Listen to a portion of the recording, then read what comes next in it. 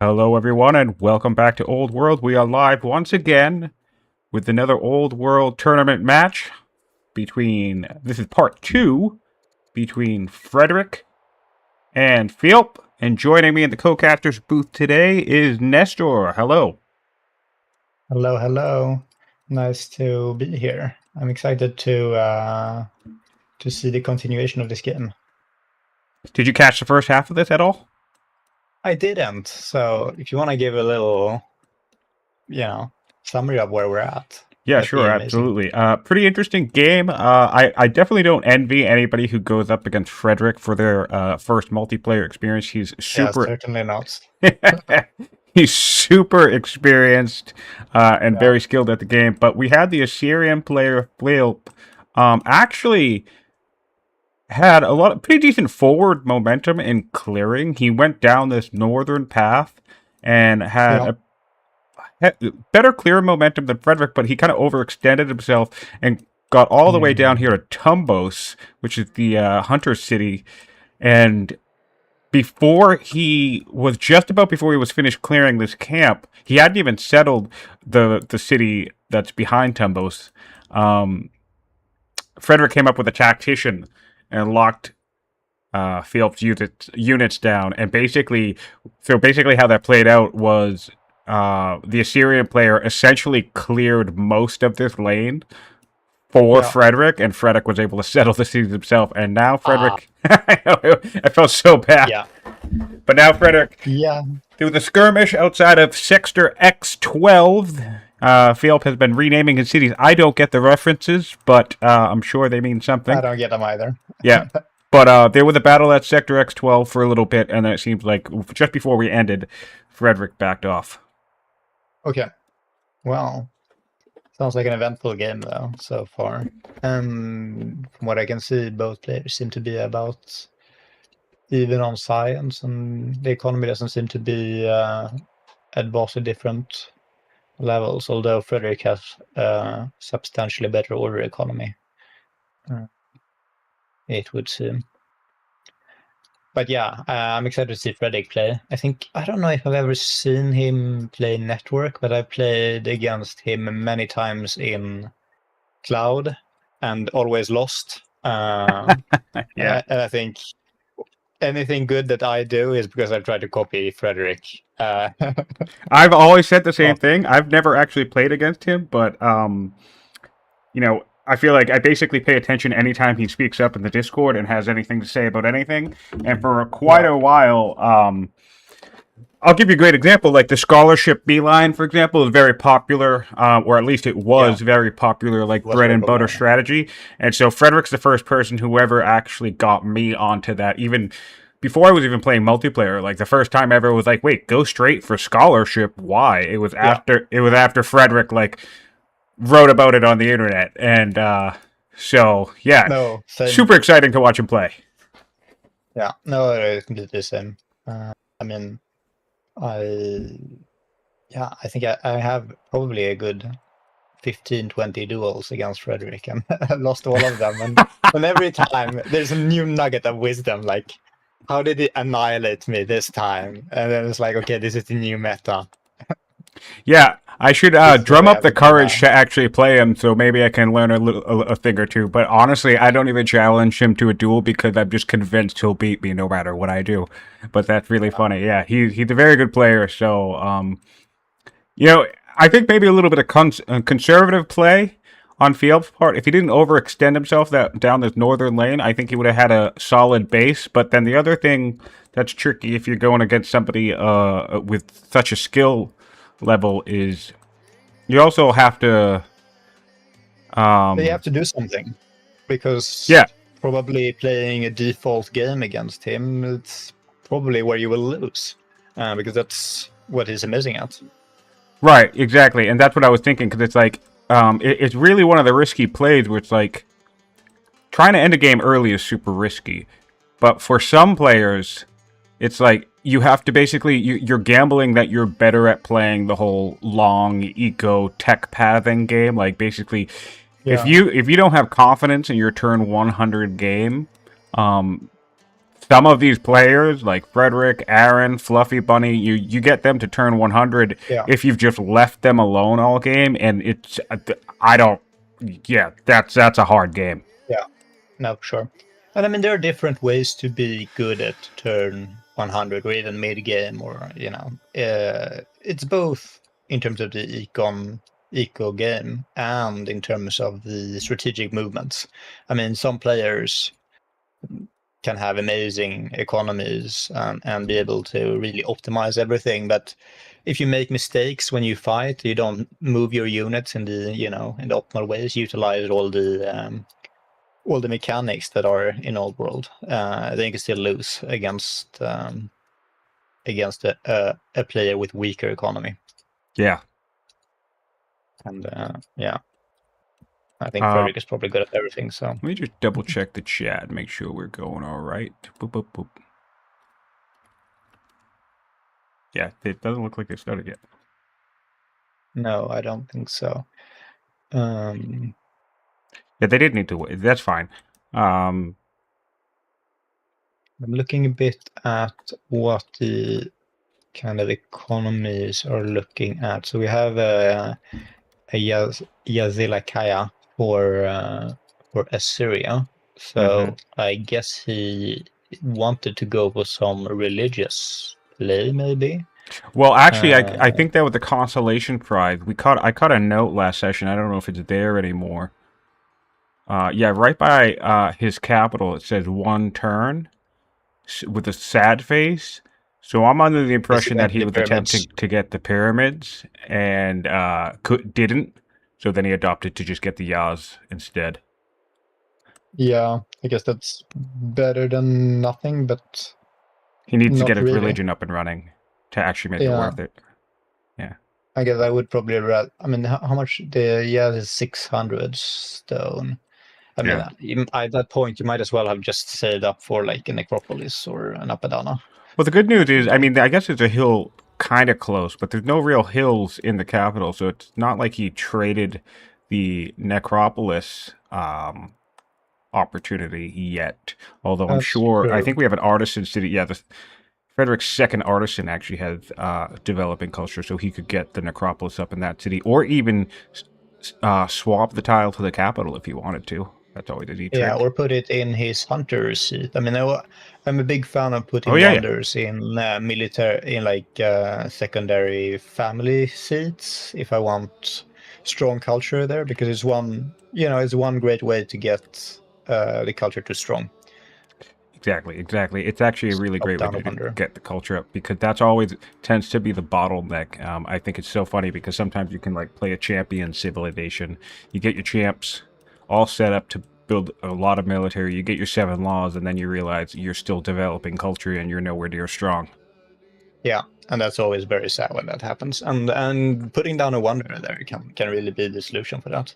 Yeah. If you're putting it down anyways, then it makes sense to be strategic about what city will benefit the most from that culture that the wonder gives. And Necropolis is actually a really good culture wonder if you have the population for it. Yeah, because it's 2 culture per specialist. Yeah.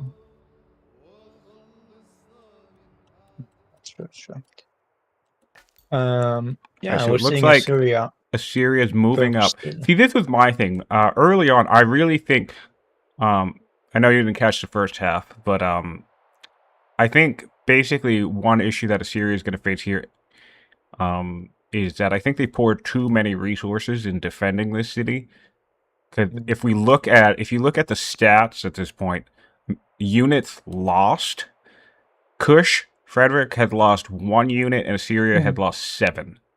Yeah, expensive. Yeah, so there's been a lot of battling, and I feel like it would have been smarter, probably. Again, it's still potentially a losing problem, but sometimes I think you're faced with those situations in these games where it's like every option sucks, so you just have to do the option that sucks the least.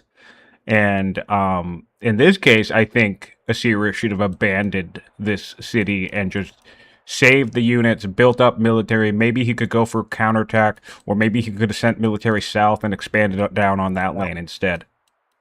Yeah, because backing up would not have been it's always sad to have to back off and lose a city, but there's also, if we look at the river network along the Molaya River, I mean, this is an excellent defensive Yep. position.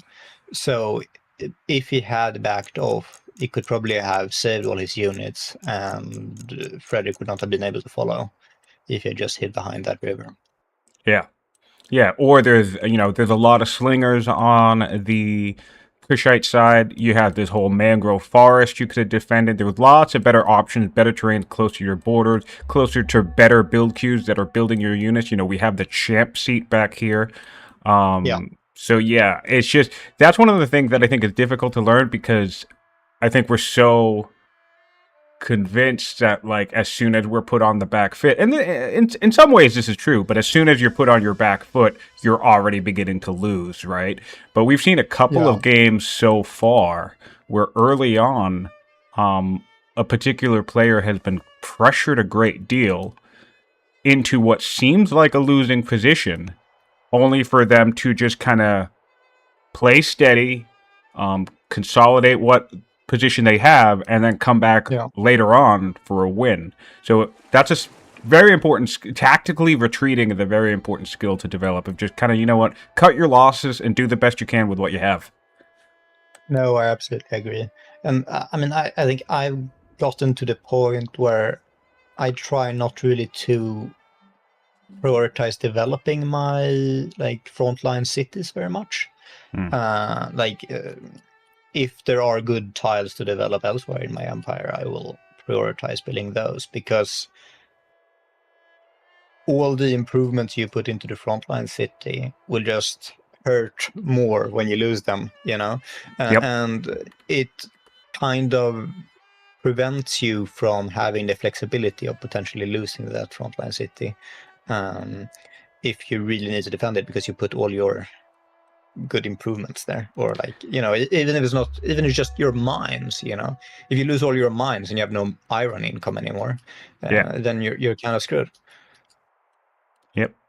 Got a couple people in the chat now with us. I just want to ask if anybody live and listening in the moment would mind giving us an audio check. I'd like to know if you can have been able to hear me okay, have been able to hear Nestor okay, and if you're watching after the fact on YouTube, appreciate you being here as well. So the Syrians are getting steel also. Yeah. Oh, And that's I another really thing like, too. Let me take yeah, a look back at these stats. Syria? What am I looking for? Military units produced. Assyria has built 4 warriors, right? And I'm pretty sure... Oh, they have 3. Okay, so they lost a warrior. That was another thing I was thinking with what they were doing. Is like, if you just keep building up and hanging back, you'll eventually be able to upgrade to axes, and maybe that would have been able to retake the city or again yeah. prevent an assault. No, that's true. You have to kind of pick your timing to fight. Yeah. I was gonna say though, something I really like on Frederik's side is that it's going chariots, and I feel like chariots have not been really Yeah. in the like main meta lately for multiplayer games, but they are excellent. They have excellent mobility, and on this map, especially if we look at like the central plain, I mean that's just a highway for chariots. And the Mm-hmm. chariots will also scale quite well against the Syrian unique units if we get to that point. Yep. And I think honestly, I think getting chariots, the ability to build chariots is honestly super important. I know they get shut down so easily by spears, but if you have chariot presence, that kind of necessitates your opponent to build spears in a lot of ways because even in spite of spears, I think we've seen enough multiplayer footage at this point that demonstrates just 1 or 2 routable units that have route, and just 1 or 2 solid route chains is enough to like completely turn the tide of a battle. That I think chariots are always a good investment, personally. Yeah, yeah. I mean, I think my reading of the kind of meta shift has been more of getting further with the 4 strength units and kind of getting a quicker science investment. Mhm. And the tricky thing with the chariots is that you need to get down husbandry and spoked wheels, which is Yeah. So it can be map dependent. 410 science. Yeah, but it's like a 410 science Yeah. sink, and you don't really get any science from it. And so there you kind of need to have something else behind it. But I think Frederik does seem to have a pretty good science base here. Oh I yeah. mean, he did start artisans, which are a great science family, and especially together with some centralization, because he's going to be strong soon. And so Mhm. that's going to be just, a strong, a good, consistent science generation. Yeah, and that's another thing. Even with the nice development that Frederik has on his side of the map, it's a bit unfortunate that Phiel had put so much to defend that city, because even their science rates are relatively even. Frederik only has about a 150 science in lead in terms of the investment in the tech tree, and at this current point in time, both their science rates are almost exactly the same. So I think, and we're so let's take a look at the Sector X12 here real quick. That's only adding in 1.8 science. So strictly from a science rate perspective, again, Assyria could have given up that city, kept himself strong enough to defend or counterattack or continue clearing elsewhere, while actually not falling behind all that much, because like you were saying, these exterior cities become harder and harder to develop and bring real meaning into an empire, right? So one Yeah. way to look at that is, if your opponent is investing in a lot of resources to take a city from you on the furthest part away from their empire on the map, it's kind of isn't a bad idea maybe to just let them sometimes, maybe not all the time. Of course, you should defend yourself, but because they're investing a lot of orders in what could potentially be a really shitty city that doesn't do much for them, while you keep consolidating power. No, I completely agree. And I think on that, I think old world games are often won in the kind of information asymmetry, like trying to bait the opponent into thinking they have a bigger opportunity than they actually have, Yeah. and then punishing them for it. And so allowing them to kind of get baited in, like, okay, I'm going to be able to take a city, and then getting back at them for it, or letting them sink, waste resources for it, can really be a way to win a game as So well. this is one thing I was keeping an eye out last session. I had a feeling his civic stockpile at the time was higher, but was just as Frederik was getting into Spokewheel, I had assumed he was going to rush one or two chariots out, and I just looked down at his second artisan city, and it does seem like he finally decided to rush chariot out. That signals to me that he feels like the momentum is on his side. He can read the game very well, I'm sure, at this point, so I'm sure he knows, having killed 5 or more units of his opponent while skirmishing for this northern city, I think he's probably thinking he's in a strong position.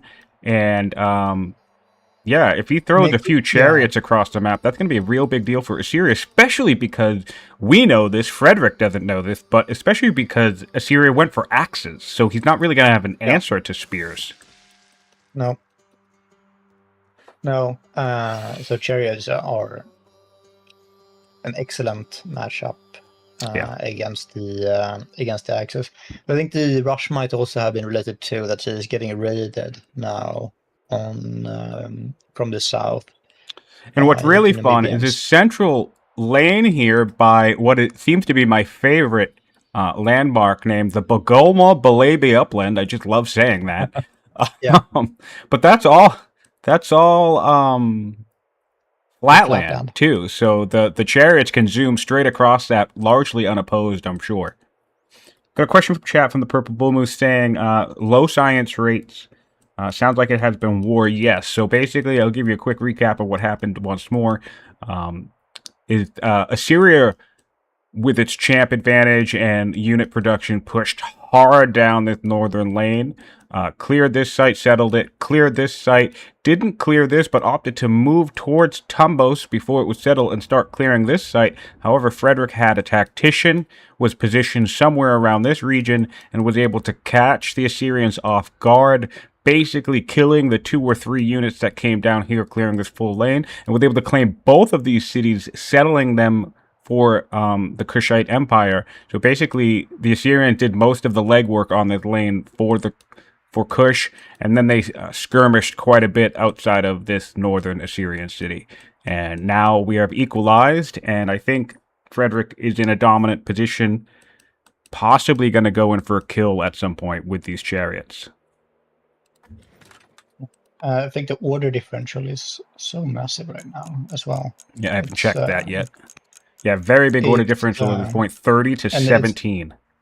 Yeah, part of it is legitimacy. I mean, Frederik is at 155 legitimacy, which is which is a crazy number for your first leader at turn 40. I mean, it's like that's not an easy number to get. Yeah, we've done 3 ambitions already, or maybe we've done two, and we're working on the 3rd one. Yeah, for the Kushites, and yeah. I think there are 3 completed and it's working on the 4th. Oh yeah, 3 completed and 2 for the Assyrians. All right, I'm going to step away briefly. 1 quick second, apologize. But yeah, no worries. Yep. I'm going to leave the camera right here in the central northern region because that's where any potential action might happen. I'm just going to back out just real quick. Yeah. Sounds good.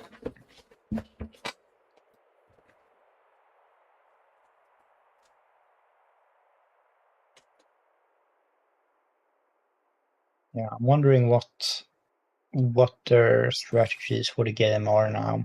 I mean, we see Frederik going military drill, which is always a good take to get sooner rather than later. But he also has land consolidation pinged. It's a good land consolidation map. I mean, there's quite a few groves along them on the map, and I'm not sure what Phiel has planned. He hasn't pinged anything on. No, he has pinged rhetoric, and so I think he's probably planning to go for the four law timing, maybe, or like a 4 law attack. I don't know why he has only pinged rhetoric and not sovereignty or navigation. Maybe it's like a misclick or something. I don't know. But he does have the judge, and so he could convert those law into unique units quite fast if he wanted to try that.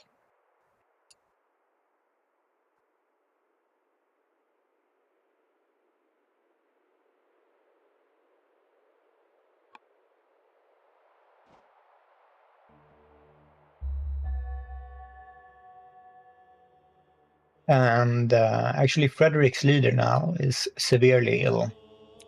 So this might throw a wrench in any of his plans to be aggressive now. His current leader is, besides having a lot of legitimacy, is also robust, which is... that's going to take the order hit if she dies. That is going to be an order hit, exactly. And so that might make it difficult for him to go on the aggression right now. Yeah, well, let's check the heir. The heir is an eloquent, debauched, ruthless judge. So not too bad. Pretty solid stats. And yeah, always nice to have a judge on the throne in the mid-game to help with laws and unique unit timing. Yeah, exactly. And the Assyrian king is also a judge. So we'll see. Maybe both players are thinking of going into the unique units. I think I prefer the Kush unique unit in this situation. I think a range unique unit plus horse or cavalry is an amazing combo. Oh yeah, such a great unit too. Probably, yeah. Oh, go ahead. No, that's it. I was just saying the Kushite unique unit is such a great unit too. No. Yeah. No, I think.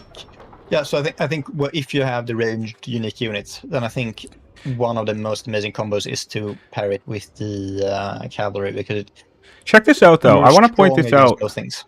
I want to point this out for newer users, because or newer people viewing the stream, or people who maybe don't consider this. This artisan city right outside the capital has already built one chariot, can rush out another chariot with 320 civics, and it would normally take about 10 or 9 turns to build a chariot. What I think is awesome right now is if you look at the civic rate of the Kush, is they actually get 100 civics per turn. So, if Frederik felt so inclined to kind of chariot rush his opponent, or maybe he's thinking about clearing this other lane for himself and just dominating the whole map, because of the civic rate, Frederik would actually be able to produce a chariot every 3 to 5 turns instead of every 10 to 9 turns, basically doubling the production of chariots in this city. And that's one way to think about civic rushing and trying to gain an edge or of opportunity over your opponent. Yeah, civics is so important. You use it for so many things. Yeah, it's amazing. And that is one of the advantages also of having the of going for the chariot tech, because that is also where you get the chancellors, and a lot of his civics, I think, comes from his chancellor. Actually, speaking of which, we have a fantastic chancellor in Kush. It's 1.2 growth per city, 24 civics, and 27 training per turn. So that's pretty solid, actually. And it's our heir, so I guess she'll take the throne if we die. Maybe we'll have another good one. Not as good as her, but the other two aren't too bad. Yeah, the Chancellor bonuses are amazing. I mean, you can get so much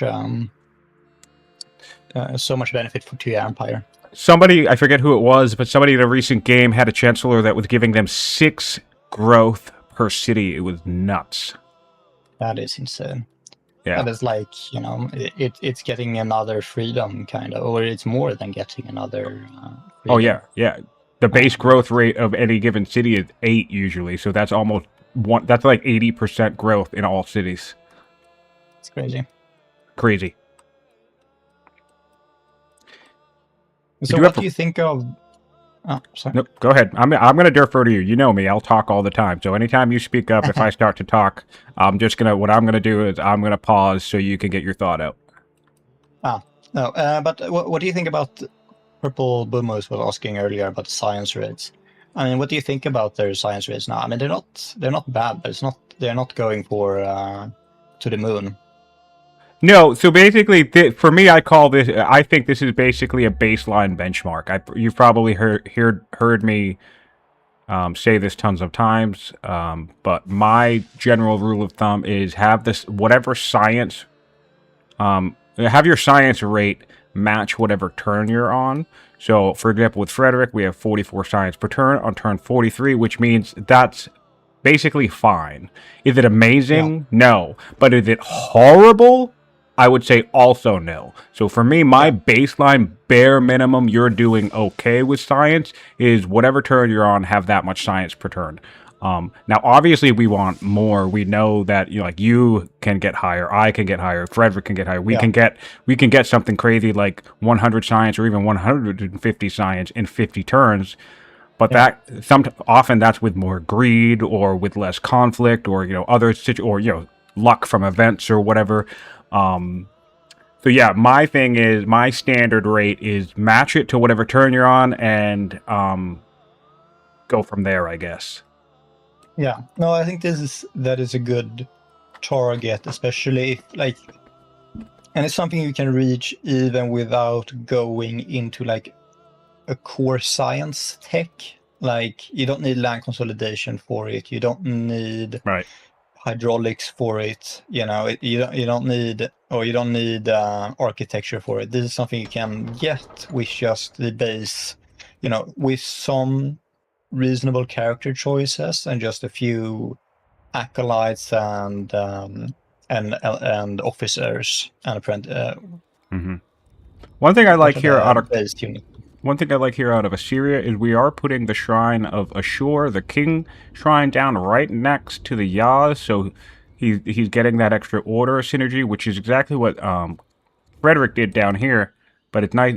Phiel is, at least I don't know how new he is, but I know he's new to I don't think multiplayer. he is. I don't think he's very. I think I've played against Phil before, Oh, okay, and I think it was a while ago. So I think he's been around in the community and done at least some multiplayer, but it might have been a free for all type gotcha. game. I Well, don't think I've dueled him. gotcha. Well, nonetheless, good to see good instincts, good strategy there off of Yeah, synergizing. That's probably one of the best wonders that you actually have to worry about in terms of its adjacency, because who doesn't love getting more orders? yeah, exactly. No, I mean I think that's.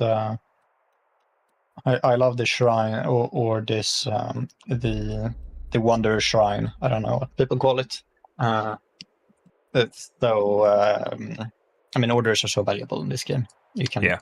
everything is. Well, here's a question for you. If you look at the Assyrian tech tree right now, or the hand, we can get drama, we can get phalanx, we can get free Byrim. Oh, and we're going for the free Byrim, actually. I was going to ask, what do you think about maybe grabbing the free Byrim right now for Assyria?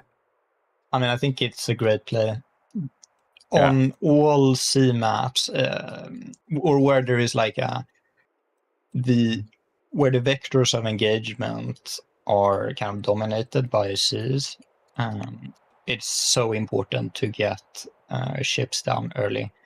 Now, It not only affects kind of movements very very well, but on the in sea battles, since movement is not as much of a constraint, it's very much a numbers game, and it can really kind of shift. Or if you have numbers dominance, your dominance kind of escalates in that you will get some more kills and kind of yeah. well, what's especially interesting to me in this case is that it's the free Byrim from the tech card, and the capital obviously is not on the coast, so it will typically go to the nearest ocean to the capital. So I wonder which one that actually is, if it will be the North Sea or the Southern Sea. Yeah, no idea. It looks. Yeah, that'll be cool to pay attention to, because Yeah. depending where that ship lands, it could either be incredibly useful or absolutely useless. Yeah, I mean, I think he's definitely hoping that it falls in the Celtic Sea. But I mean, even in the Red Sea, I think this could be a way for Valve to kind of mirror the map Yes. and put pressure on Frederik Yes. I to suppose the only perhaps place we not don't push want so it is the much north. Indian Ocean. If it ends up in the Indian Ocean, that'll probably be the worst ocean it could end up in.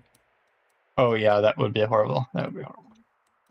Yeah, I don't think it's gonna go in one of the kind of extreme corner oceans. I think it's Yeah, at I least think slightly closer to the inner ones. if I were to guess, well, actually, no. Yeah, it's probably going to end up in the Red Sea, I guess. I think I could probably count tiles, but I'm not going to. Yeah. And but I think the Red Sea is probably the closer one. Military drill in one turn for the Kushites, which is going to be a nice power spike for them. Yeah. Oh, No, I always like getting military drill early. and here is bad news. The Kushites have just begun production on the museum. So speaking of science rates, that's going to help him out. Yeah, that's gonna be massive. I mean, the museum. I feel like there's been a slight shift away from the centrality of the museum, in that the meta kind of shifted away from the, the super tall science city. But the museum is still amazing, and even though the meta kind of shifted away from having the super tall science city, it was the best way of playing for a long time for a good reason. It's so powerful. Yeah, it's definitely a solid secure or denial in the event the game risks going along for any reason. You don't often want to be the person who didn't get the museum. Exactly. I mean, it really sets you up for the passive play. I mean, it forces your opponent to be the one to take action or to somehow respond to it. So another comparison point I wanted to make between both players. Both players actually currently have 5 workers produced as well, so they're even on that metric. Assyria has 9 technologies to Kush's 8, right? Worker turns, Kush has an advantage there by about 20 to 98, but this all goes back, not to belabor the point or repeat myself for and over again, but this all goes back to the point of the idea of spending too many resources to defend a city that might not be high value, because I can't help but think about the orders that Assyria could have been using to build more improvements or maybe expand down here again, all while Frederik is just peppering a city and trying to take an extra city that maybe doesn't bring in too much use right away. Because right now, again, it's a risky proposition to plan on winning the long game against Frederik. Again, I've never played him, but most people who I've ever spoken to who have actually beaten him have all said that you basically have to do it early or you're going to lose. So that's the thing that would give me the anxiety about facing off against Frederik. It's like, I don't want to be going to turn 90 or 100 or beyond. And especially not when he has the museum. Especially when he has a museum, absolutely, yes. Then you really don't want to. And the order lead is becoming bigger and bigger. I didn't think of the Kushite as such a strong order economy. I mean, certain nations have better order economies than others, and there are no riders, there are no statesmen. So, but his order economy is amazing, and I guess a lot of that comes, I think a lot of that comes from legitimacy, to be honest, and the fact that his leader is robust. Purple Bulmo's asking a great question, and Nestor, you've been playing multiplayer for far longer than I have. I would consider you one of the old guard people. You've been playing this for like 4 years, right? Yeah, I think so. So, Moose had a really good question. What would you consider the end of early in a multiplayer match? Specifically, a duel, I would say in this case. I think we're reaching it now. I think that's around turn 40. And 40? I mean, I think it is kind of the timing where you will see the 5 strength units kind of take up more space of the map. Or kind of be the more central unit. And I think that's what we're seeing now. Frederik is producing chariots, and the Phiel is producing axemen. But I think the early game has become longer as people stay longer on the very first unit. Yeah, I think if I were to provide a range, I would say the early game ends, draws to extent anywhere between turn 30 and 45-ish, plus or minus, whatever direction. And then I would say the mid game extends between about 70 to 80-ish, and then I would say any turn by around 90 or 100 and beyond is clearly the end game. But I think a lot of games, even the ones that go a little bit longer, will typically end around that mid to end game transition around turn 75, 80, or 90. That's when we see, I think, a lot of climactic battles where somebody has enough momentum to make a push and end the game, unless we're talking about a game that has stalemated or something. Yeah, no, I completely agree. Now we're seeing Frederik picking up the unique unit bonus card. Oh, nice. I was wondering about that. That is going to be potentially quite big, but that reminded me of something I wanted to discuss with you, Sion. Yeah, I have gotten the impression that you're quite a big fan of the bonus cards. Am I a fan?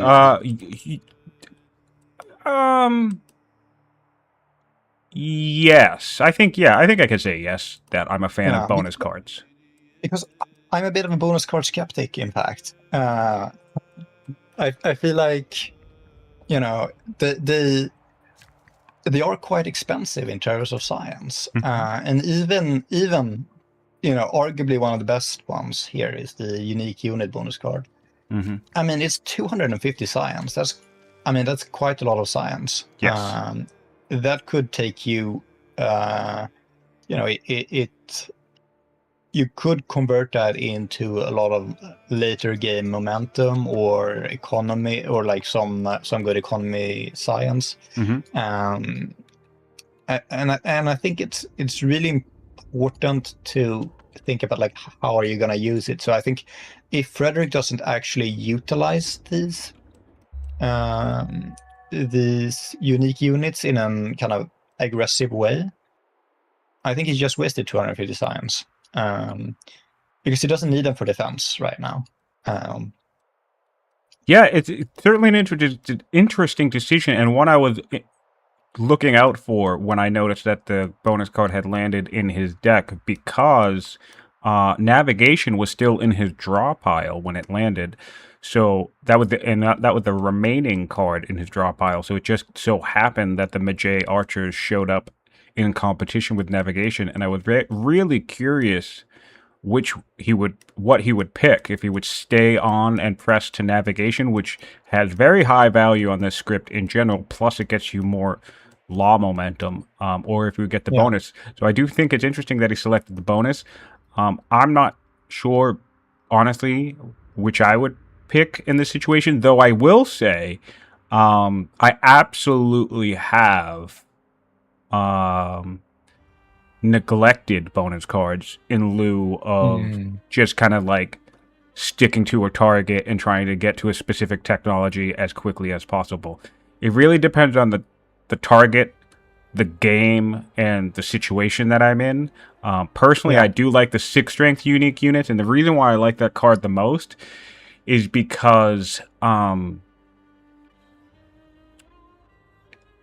it feels like that's a really easy way to get 2 extra 8 strength units, because I feel like you can basically get yourself your 7 laws, get your citadel, and then instantly upgrade those 2 guys who have probably been hanging around for like the last 20 turns. So what makes that tech card specifically nice to me is that it's if you need them, they're there. So if you need a 6 strength unit to either leverage a power advantage, or more importantly to defend yourself, they are there. And then when you hit your 7 law timing, well then voila, if nothing happened and you never had to use the 6 strength units, you still have 2 immediate 8 strength units. Yeah, I think that's a good point, and I think something that can easily be discounted in this game is the importance of experience on units. I mean, the upgrades make huge differences in actual fights. And that's another thing. You can have them be fully promoted 8 strength units. Yeah, I wasn't even factoring that in, but you're absolutely right. Yeah, if you've been skirmishing or clearing with them, or just have enough training, you can get them to max promotion, and then they're even stronger at 8 strength. Yeah, and I think in general it's always good to make sure you park your units on barracks or ranges if you can. Because it seems like a very small thing, like okay, it's just like 10 experience per year, but it definitely adds up. Upgrades, it can really shift the battles. Cloris Kush started with a tactician ruler. I honestly forget what we started with on Assyria. Let's see if I can find out. Well, of course I can find out, because I could just go to her What's the judge? Dynasty, yeah. They started with a judge. Yeah, all right, I remember that. So now we have a judge on the Kushite throne and a builder on the Assyrian throne. Or actually, no, we still have our tactician. She's ill. She hasn't died yet. She was severely ill, but now is only ill.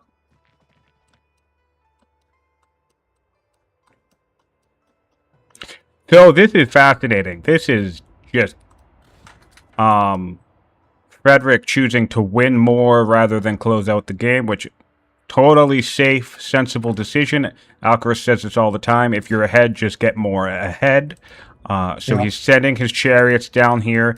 These chariots will make a quick work of this southern lane, and if Frederik can settle this with little contest, that will be a nice dominant position. But we actually have the Syrians doing the same, making toward Numidian camp. So they actually might come into conflict in the central southern zone at some point.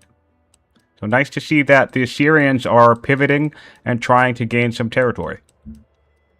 Yeah. No, and I think if that conflict happens, Frederik is going to be very happy that he picked those Magi archers, because those together with his chariots are going to decimate the Assyrian army. Yeah, and the nice thing too about the bonus cards is like the majority of the Kushite army is actually in the northern lane. So coming down south with 2 chariots is fine. They can definitely clear tribal camps, but we're looking at 2 axes and a slinger, potentially more. The ship from the Assyrians did land in the Red Sea, which will allow more pressure and reinforcement capability on the southern lane. So that's great news for Syria since they're headed in this direction anyway. But yeah, Kush will need a little bit more reinforcement. So that's going to be a real nice thing about this other chariot coming out and the Magi archers. Everything that's coming out soon can just keep going south to pressure down there. That's right. See what is, and I think Assyria now is trying to go for the 4 laws. I think that's really what he's targeting. He has navigation and rhetoric pinned on the tech tree, and that will get him to 4 laws.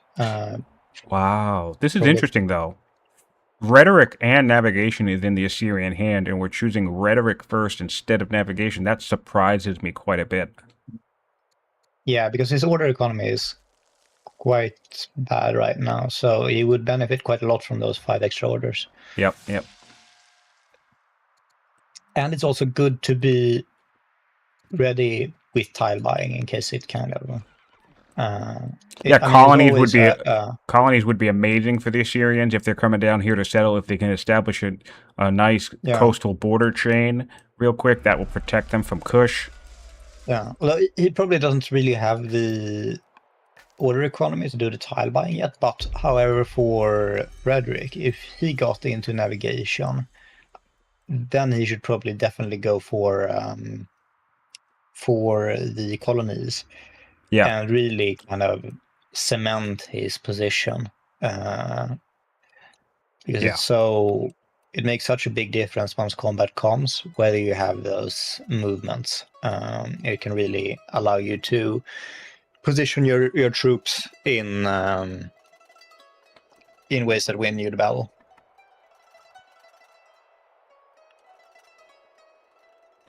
Yeah, I like the Dota map a lot, Chloris.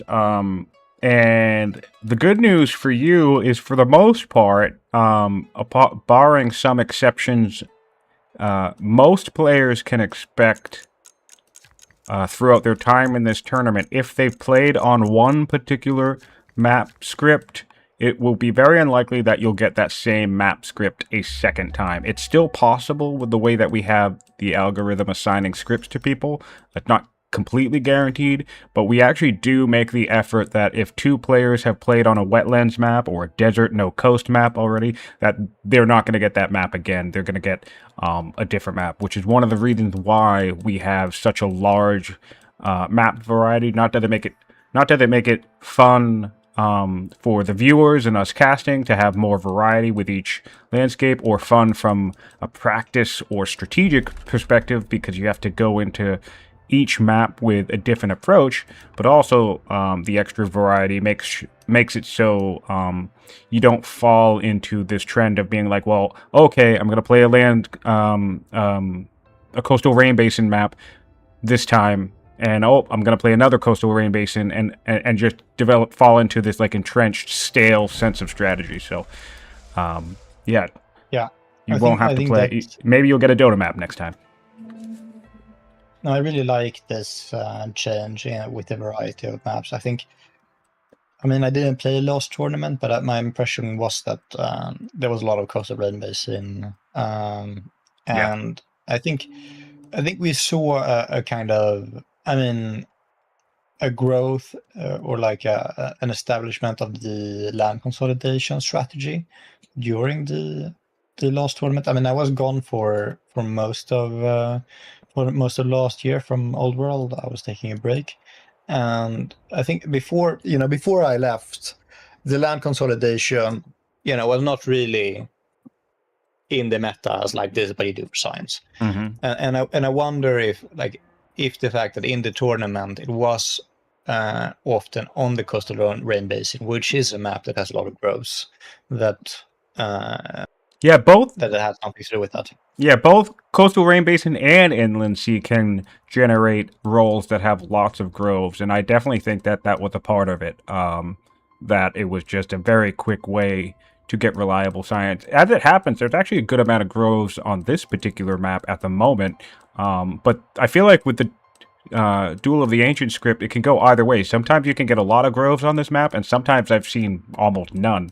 But right now I'm looking at 1, 2, 3, 4, 5, 6, 7, 8, at least 9. So that's a nice assortment of groves. 10, 11, 12. There's 12. Holy crap. That's amazing. So yeah, but at the same time, I swear I've played this same script before, and I've seen like maybe 2 or 3 groves on my side of the map. No, it doesn't have to be. It doesn't have to be good. Yeah. For groves. And I think that's good, because I think it's not fun to go groves every turn, or like Yes. or every time going hydraulics, or or Exactly. every time going scholarship, as in the old meta. Exactly. And that's one of the things I really appreciate about the map variety, is that certain scripts almost demand different strategies or highlight tactics. Like I think the desert script's a great example, because you can't always even be guaranteed connection between your cities because of the sand. So that really kind of brings clerics with their urban building or riders with their guaranteed connections a little bit more to the forefront in a unique way that they don't really need to think about often, because prior to this kind of tournament, I feel like most players, even in cloud games, like I feel like there wasn't a lot of variety. I feel like people get their kind of comfortable map preference and then just kind of stick to that. Yeah, I mean, there's a coastal rain basin, there's the continent, there's the inland sea, but then mostly, and I guess there's the arid plateau. But I mean, I usually just rotate between these. Yeah. And so it is really nice to swap it up. And yeah, for instance, with the connection question, or like, I mean, for a lot of maps in this game, there is quite extensive river networks usually, and I played my tournament game on a mountain pass. Yeah. And there was no rivers, and that really changes how you have to approach it, because and I love that you can't get any growth. Yes, I love that so much, because and that's the thing. It's like Mohawk had changed this particular script, the Duel of the Ancient script, briefly a little bit. They made a couple of tweaks, and I remember pushing back against that. I think it's in a good spot now, but I pushed back so hard against that because I'm actually going to use Mountain Pass as a really great example of this. Mountain Pass will never generate rivers. And it would be very easy for players to provide feedback about that map and be like, oh, well, hey, it doesn't generate rivers, and say it makes it hard for this reason and that reason or whatever else. And then Mohawk to be like, oh, whoops, it doesn't generate rivers, and then quote unquote fix the map. But what I like is I actually like having different maps that have weird quirks like that, where like, hey, here's a map that doesn't make rivers, or here's a map with 0 water at all, or all these different things, because it really just challenges us to think differently about playing the game, and it's a lot of fun. Yeah, no, I completely agree. And I think most of us who play this game like to think about Old World, so this is just another way, or another prompts us to think about Old World in like a new way, and like challenges our beliefs about what is viable strategies and what we like to do, and Yep. Well, that's just fun. The Kushite tactician's still on the throne. She's helping clearing out these raids here, along with this chariot, who's probably going to get a nice juicy route chain for some XP in a second, which is fantastic. And then in 2 turns, the Mages come out, and another 3 turns, 2 more Chariots come out. So we're about, in fact, I haven't even checked the power score in quite a while, and we already know that Assyria had lost 7 units this map. So honestly, kudos to Assyria, because Assyria, despite losing 7 units, is still actually currently stronger than the Kushites. That is crazy. That's amazing. Good for that them. is one of the amazing things with Assyria, right? Is that you do have really good military production. Oh yeah. Which the Kush don't really have. I mean, their only military city is the Hunters, which is an amazing military city, military family, but it's not good. It's not amazing at pumping out massive amounts of unit in the same way that champions are. Mm-hmm. And I think that does make a difference. But I still much prefer, like, and I think this is an important thing, is that, like, while Assyria may have a higher military score, I still much prefer Kush's army. Like, yes, sure. I think the One thing I've learned in playing multiplayer is that combined arms is almost always superior than just one unit type, even if it's a more advanced unit type, because being able to combine things like route, cleave, ranged, spear protection, all the different nuanced mechanics together into like a complete array of tactical options is just so strong. Yeah, no, exactly, and I think it's important to be able to have, like, the counters. Yeah, and I think this is something I've been, like, struggling a bit about in my thinking of, like, okay, how important is it to, like, to what extent should I prefer to have a strength 8 unit versus potentially 2 different strength 6 units types, where one of them might counter my opponent's strength 8 unit. Mm-hmm. And I think there's, like, a trade-off there, and I'm not sure. I mean, the strength 8 units are so powerful, and it can really shift the game, but having counters is so important. And if you, like, put all your effort into beeline into one particular strength 8 unit, it usually comes at a cost in terms of diversity of your army. Right. Well, you know what, and that's what makes spears so valuable. Like, sometimes people will provide feedback to Mohawk, being like, "Well, how come there's no mid game upgrade to spears? You go from spears straight to pikes."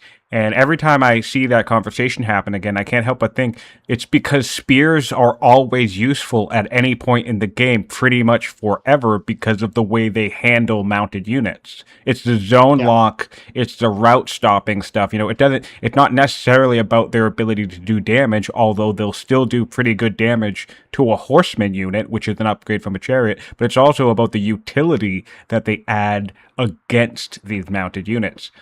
So they don't you kind of don't really need a mid-grade spear unit, because the spear will just do its job for most of the game. Yeah, no, I completely agree, and I think it's maybe a bit less so now, but I mean, at least in my, I feel like at least it kind of used to be that spears were kind of like a must-have unit. I mean, in the horse units used to be much more popular, I think. Well, I think that was because there was a time where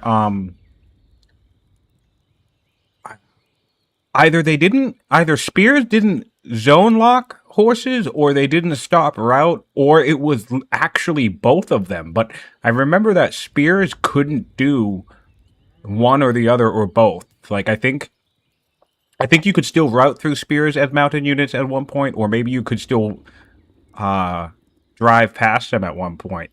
And so, yeah, there definitely was. I think that's probably one of the reasons why, compared to 3 or 4 years ago, there's less of a mounted era, because spears are really good countering what mounted units can offer. Yeah, no, that makes sense. Yeah, no, but that sounds familiar, that there was that change, and I think it might also have to do with, like, I mean, it used to be like many games ended with cataphracts. Mm-hmm. Yeah. I don't think I've seen cataphracts in any duel for a very long time. Yeah. And I think part of pikes were made of a that. lot easier to get at one point too, so that probably That is true. helped that. And then also another change that happened a long time ago, not to go down memory lane too much, but portcullis, even in multiplayer, used to generate a lot more science. So that was another thing that probably made chariots more of a viable army, because you were rewarded at the back end with a lot more science than you are these days. Personally, I still like portcullis. I think it's a little underrated, but that it definitely was stronger in the past. Yeah, but I think portcullis, you kind of have to make it. I think it works. I think it's a little bit complicated to make work. I think it synergizes with certain families more than others, and I think it's not obvious. I mean, at least for me, it's not like obvious. Like, okay, which family combinations do I want for portcullis builds? I'm going to interrupt 1 second because I want to point something out that I like here for people to pay attention to. Sorry to interrupt, but we have Frederik coming down this southern lane with a few chariots, a couple slingers, whatever, to clear some sites. But the thing I want to call attention to is that he has 2 settlers ready to go. So he knows he's expanding into conflict, and he already has his settlers ready to go. But if we do a comparison real quick to the Assyrian player, Assyria is actually working on the settler in Sigma up north 5 turns from now that he's going to use to settle this site, and I assume he's going to eventually work on another settler in a different location. But that's something to think about when you're expanding along a border that could see aggression. It's very, very smart and much safer to bring the settlers with you as you're expanding, because we don't want to see the same thing happen to Assyria as last time, where they clear a lane and then have Frederik steal it from them because he's not ready to settle it yet.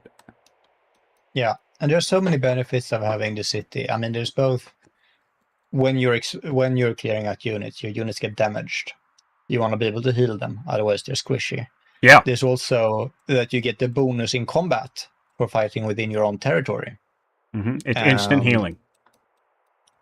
Exactly, and there is like you can like play around with the zone of control of the main city, like the city tile, and so I think there's like it empowers your push in very many ways. One thing I'd like to see from Assyria at this point, because we're clearing this site on this lane, there's a scout near them, and it's their scout. There's also a Kushite scout keeping eyes. But this is another important difference, I think, in terms of like the strategy aspect of what players are thinking about and what they're doing there with the units. Realistically, and again, I know Assyria has less orders, so it's hard to make this happen. But realistically, this Assyrian scout should be doing exactly what this Kushite scout is doing, and keeping eyes on the other end of the lane just to see if they're endangered. Because for all Assyria could know, Kush could be right by these other 2 city sites, clearing them right now, or ready to like zoom in with a chariot or whatever, and you wouldn't know because you don't have your scout at least in these forward woods. So that's a different thing I'd like to point out here as well, where it's Kush has eyes on his opponent. Kush has vision. If we swap over Kush, here we go. Yeah. This is the Kushite vision. They're aware of the clearing while they're making their move down the lane. But again, if we swap, we see Assyria clearing a site, but having virtually no idea of the status of what Kush may or may not be doing in the same lane. Yeah, and that vision is so important. And in the north, we do have both players with good vision of each other. And scout here for Kush. Something I do want to note is that both of them have 2 scouts, which is actually quite good, because you don't want to start with 1 scout, so that means both of them have built another scout. Probably, unless they got it through an event. Yes, and I think that's very valuable. I think we'll see that from experienced players from time to time. I think, because I used to say this all the time. I used to never build scouts. I was like, why would you build an extra scout? 1 is enough. But then I started playing multiplayer games, and oh man, in some games I'll build 4 or 5 scouts, because I just need the vision, and or if I lose one, if my opponent kills one, I'm absolutely going to replace it. Scouts are super, super valuable. Yeah, and it's like I feel like it's like oftentimes I will be scared to attack even before I have like portcullis, because like Oh yeah, without vision, yeah, because like without vision, it's just so scary to attack. You don't know what's in the fog. yep. And I mean, it depends, like what type of attack. Like if it's an earlier game attack, then you can scout with just your scout. But if it's like in the late game, Speaking of portcullis, oh no, we're going Polis. Like I said, I the think he's going Kush land could get portcullis in consolidation. 8 turns. Yeah, Yeah, but I I think he think he has wants it to go land marked. consolidation. He has He it does have marked. it marked, yeah, which makes sense. I wonder if we'll get there, because I feel like Kush could be in a position to really To just win. deal a devastating blow. Like, if he could take out this southern army once they come across each other, I mean, chariots could do a lot of work by charging into the core. This whole path on the southern lane, all the way up to the Assyrian core, is almost predominantly on flat, open terrain. Yeah. Yeah, and especially if he can, like, if he can take the city site that the Assyrians are currently clearing. Because, of course, the tricky thing if you're going to push deep into enemy lines is that your units need to heal at some point, because they're always going to be taking damage. And so you need something kind of close to the enemies where you can actually fall back your wounded units and let them heal up, and then bring them back to the front lines. And so if he could like take that city, then he would have like an amazing kind of jumping off point to push into Assyria. Yeah, absolutely. And we have landowners city coming down where the set we just cleared the site. Also, politics in Kush are incredible. It's amazing. He's friendly with all 3 families, so that's always nice to be working with. One thing I think is cool about this map in particular is the way it necessitates you to go kind of in different directions. So in my own games, I've been both on the receiving end of this strategy and I've done it myself, and it actually surprisingly works, because I feel like it's such a common lesson in Old World to like not to split up your army. Don't split up your forces. Like, keep everything together and just attack in one big glob and do as much damage as you can. But on Dota in particularly, I could see, if Frederik were ready to make a move, I could see Frederik taking 3 or 4 turns in the north, moving in some slingers, launching attack in Sector X12, and, fighting a little skirmish up here just to get Assyria to start moving units in that direction, thinking that's where the attack is going to come from, and then take all of his chariots and stuff from the south after about 4 or 5 tons of combat and just launch towards the Assyrian core. Because I've seen that type of feint attack happening with the different lanes. Or there was one game that I had with somebody where basically almost the entire end game we were fighting 2 different wars on 2 different fronts, because we were basically racing each other to each other's capitals. It became a race of who can field a better defense while the other player fields a better offense with their primary army, and it was really, really interesting to see. I don't think there's any map quite like this script in the game. I always love it when the maps induce like many different attack paths, because I think it just makes the game more dynamic, and I think it incentivizes the players to think about how they set up their logistics networks on their sides, because if there's gonna be dynamic front lines that might shift from the south to the north, or to the middle, or to the on the sea or on land, then you have to be really careful about like, okay, do I have road networks everywhere? Do I have ships that are anchored so I can move my units along? Because that can win the battle. And often they're just fun. It's just fun to play like that. If it's like dynamic. But All right, But it also is something that can unlock.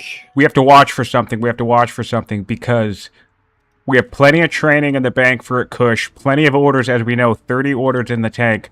And all of these axes are out in the open. Assyria is not aware that Chariot's in this lane. They're the tactician in this lane. In theory, with the eyes that Frederik has on the Assyrian position, I think Frederik could make a play here.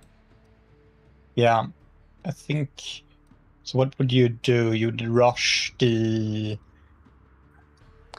We're about 20 seconds into the turn, maybe more, maybe 30 seconds, and growing, and no orders being spent yet. Oh, we just spent 2, but I was wondering if maybe he was doing combat math in that time while we were waiting on him to spend orders. Nope, the Chariot's coming back. All right, he's playing it safe. He's not going to dive in just yet.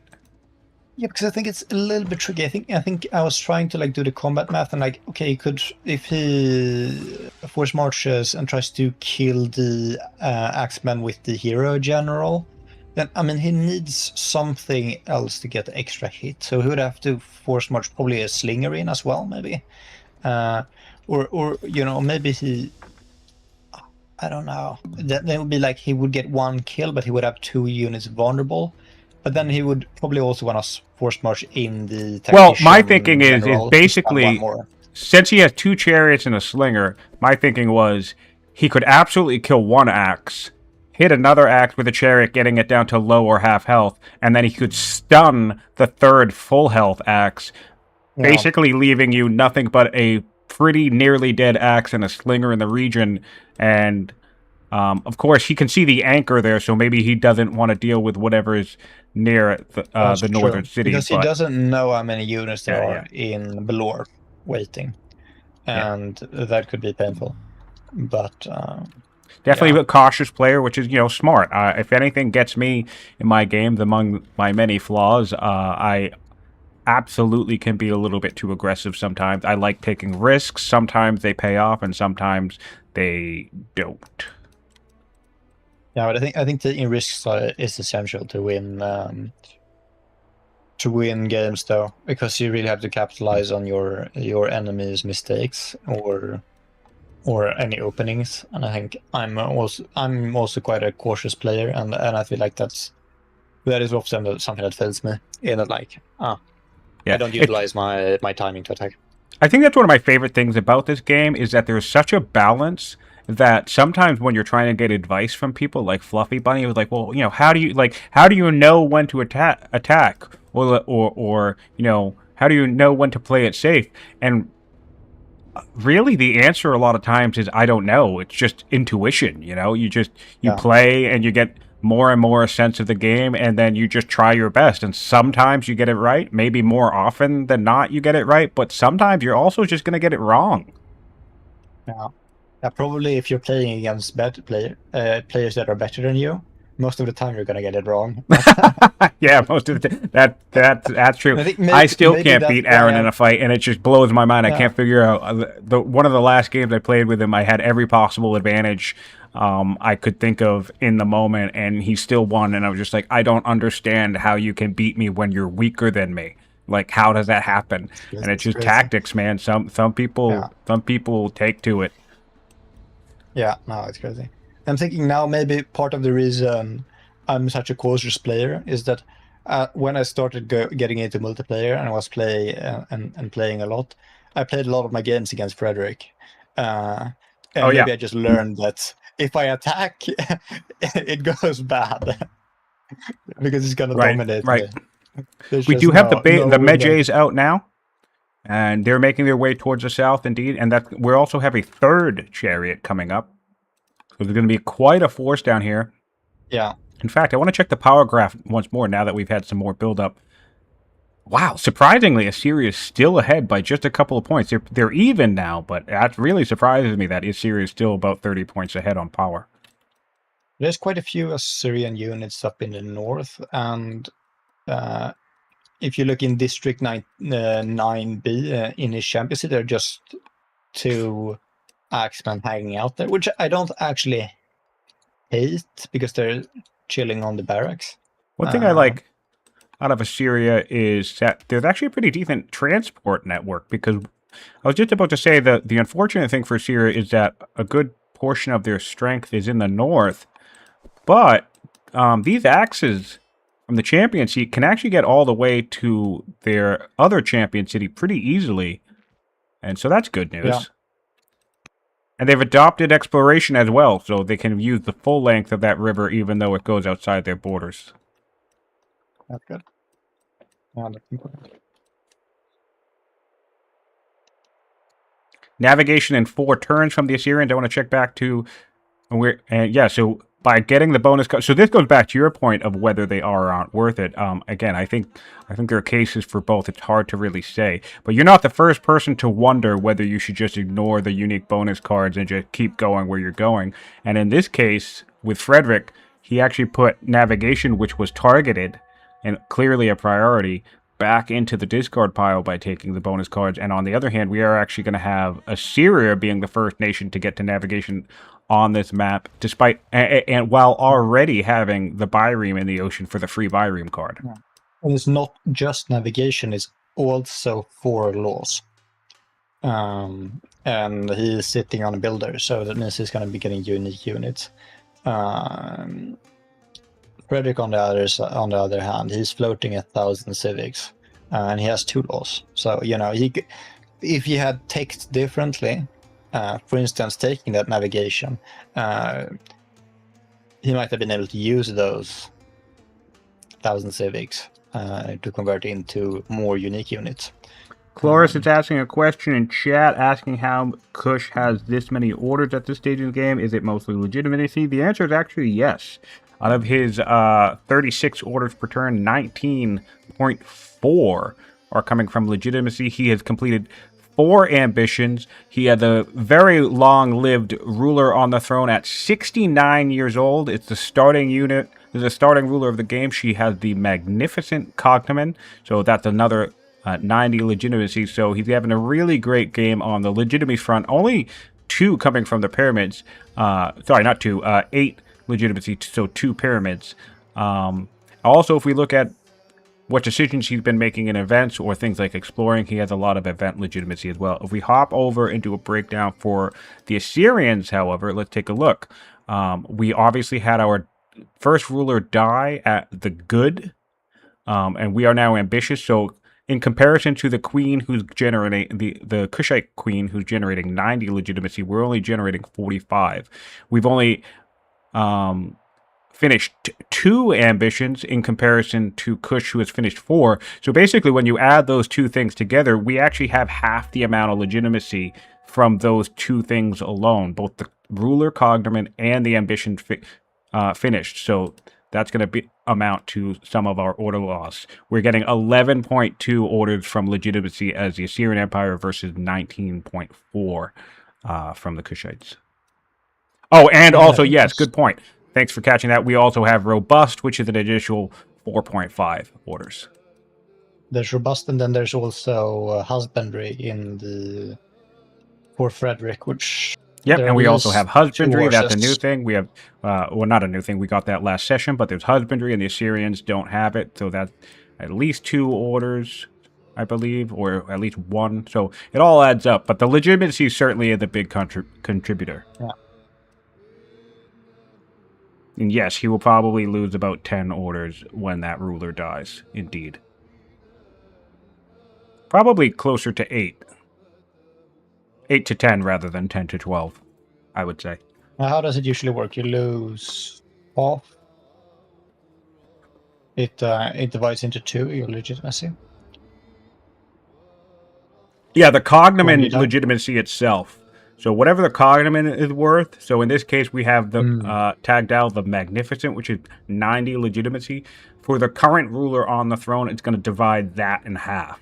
I don't know the actual math of it beyond that, but like then it will continue to decay. So when like the next ruler comes on the throne, so when she passes, her legitimacy will go to 45. And then when the next ruler takes the throne, it doesn't cut in half for her. It's like a third or something. So it'll go to like 30 something, and then it decays lower and lower the further away she is from the current ruler. Um, and that's Makes kind of sense. how Makes that sense. works. But you don't lose any other legitimacy or when they die naturally. I see. I see. Okay, but then it was going to be like a 4.5 order drop, I guess, Yep. because it's Yeah, so 9 they'll lose legitimacy. about 4.5 orders from that, and then 4 half from a robust. So at least 8 orders when she passes. Okay, that makes sense. That's yeah. No, there's so many details in Old World too.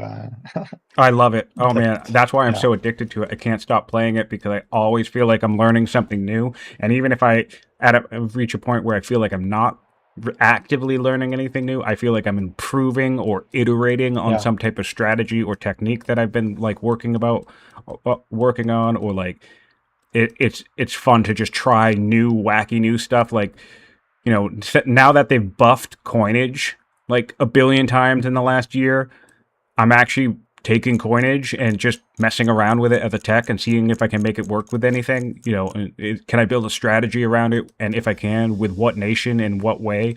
And yeah, man, I love it. have you tried?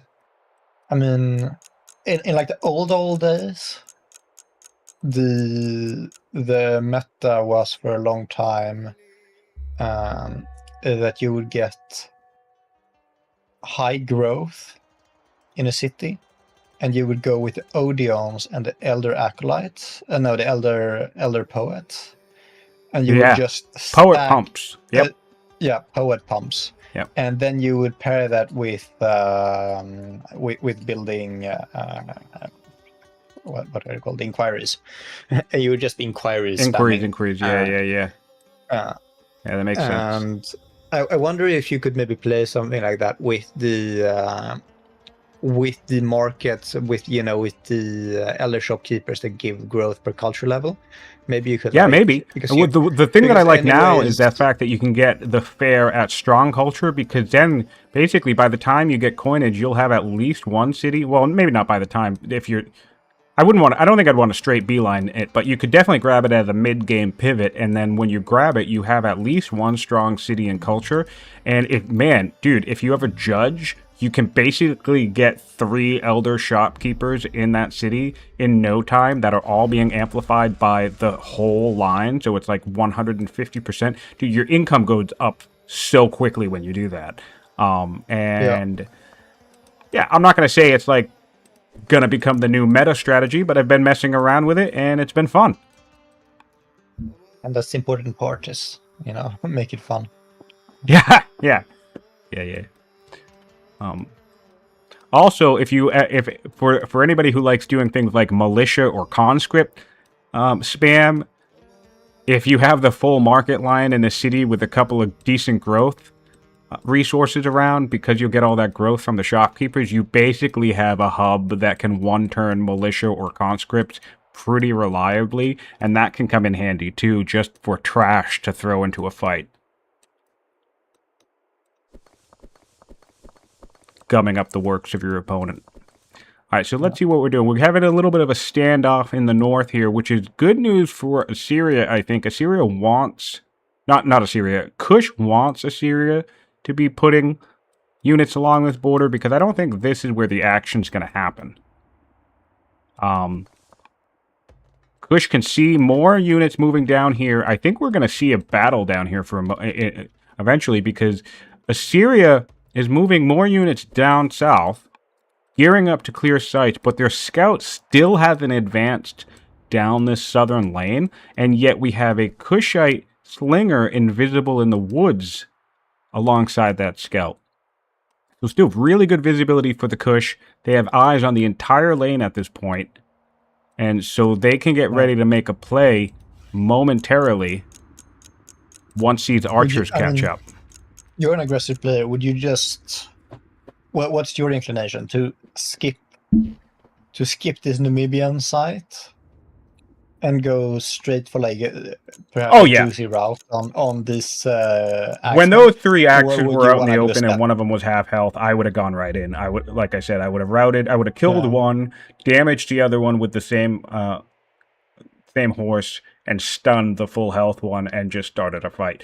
Whether that's the correct play, I don't know, because like we already said, Frederik didn't have vision near the city. But I have 2 chariots, 1 more on the way, a couple of medges coming down the pipeline too, and a really strong order baseline. I have no problem fighting a battle that would be 100% right in the open. Because, I mean, sure, if he falls back to the trees, that's fine. I still take dominance of clearing these Numidian sites. But yeah, I would have ran right by them and just started attacking Assyria like a turn or 2 ago. Yeah, no, that makes sense. I might have that might well have worked. I think, yeah, I think what it looks like Frederik is planning to do is probably more to. I think what he wants to do is take out this Namibian site in 1 turn and settle. Yeah, well, that said, I mean, there's no rush. Frederik doesn't have to do that. Like, I would be aggressive because I'm aggressive, but I think what Frederik's doing is equally, if not probably better, on a strategic sense, because once these Medjays line up, he's going to have 3 chariots, 2 Medjays, and 3 slingers in the region, which is basically 2 times as much as he would have had if he just dove right in a couple turns ago. So I definitely think this is still a very, very strong play. Yeah. And I think this getting this city... Oh, wow. This is an example for our viewers, and of course for Phiel, if you happen to tune in and watch this session. This is an example, in my opinion, of bad scouting. Because you've already had this happen in the first lane. You cleared the majority of the northern lane and then had Frederik come in and kill you. So I think before he moved these axes up to either of these sites, he should have absolutely stepped his scout, even if it cost him the turn, even if he had to wait 1 more turn to actually move the axes. I think he should have moved forward and investigated the lane, because there's an army right here that he has no idea. To say nothing of the citizens, but yeah, that's rough. That I think is a solid example of kind of bad scouting.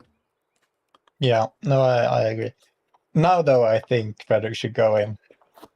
Now I think he should, because now he already has these 2 scouts in position to no, not 2 scouts, 2 slingers in position to kind of get that extra damage. And I think he can get this is going to be a very strong position from behind. And it's also quite far for reinforcements. It's not super far, but at least far enough where Frederik can somewhat comfortably respond to them if it comes to it. Yeah. I wouldn't be surprised if Frederik played it safe again, because when he ambushed Assyria in the first half of the game, there were a couple of times where I'm like, oh, this is the turn he's going to do it. But he waited 2 or 3 turns. He actually allowed the Assyrians to kind of get a little damage on the camps, get a little damage on their own units before going in. So I also wouldn't be surprised at this moment if Frederik took the opportunity to put his ruler and this slinger on this lone forest into these woods first, and then attacked maybe next turn.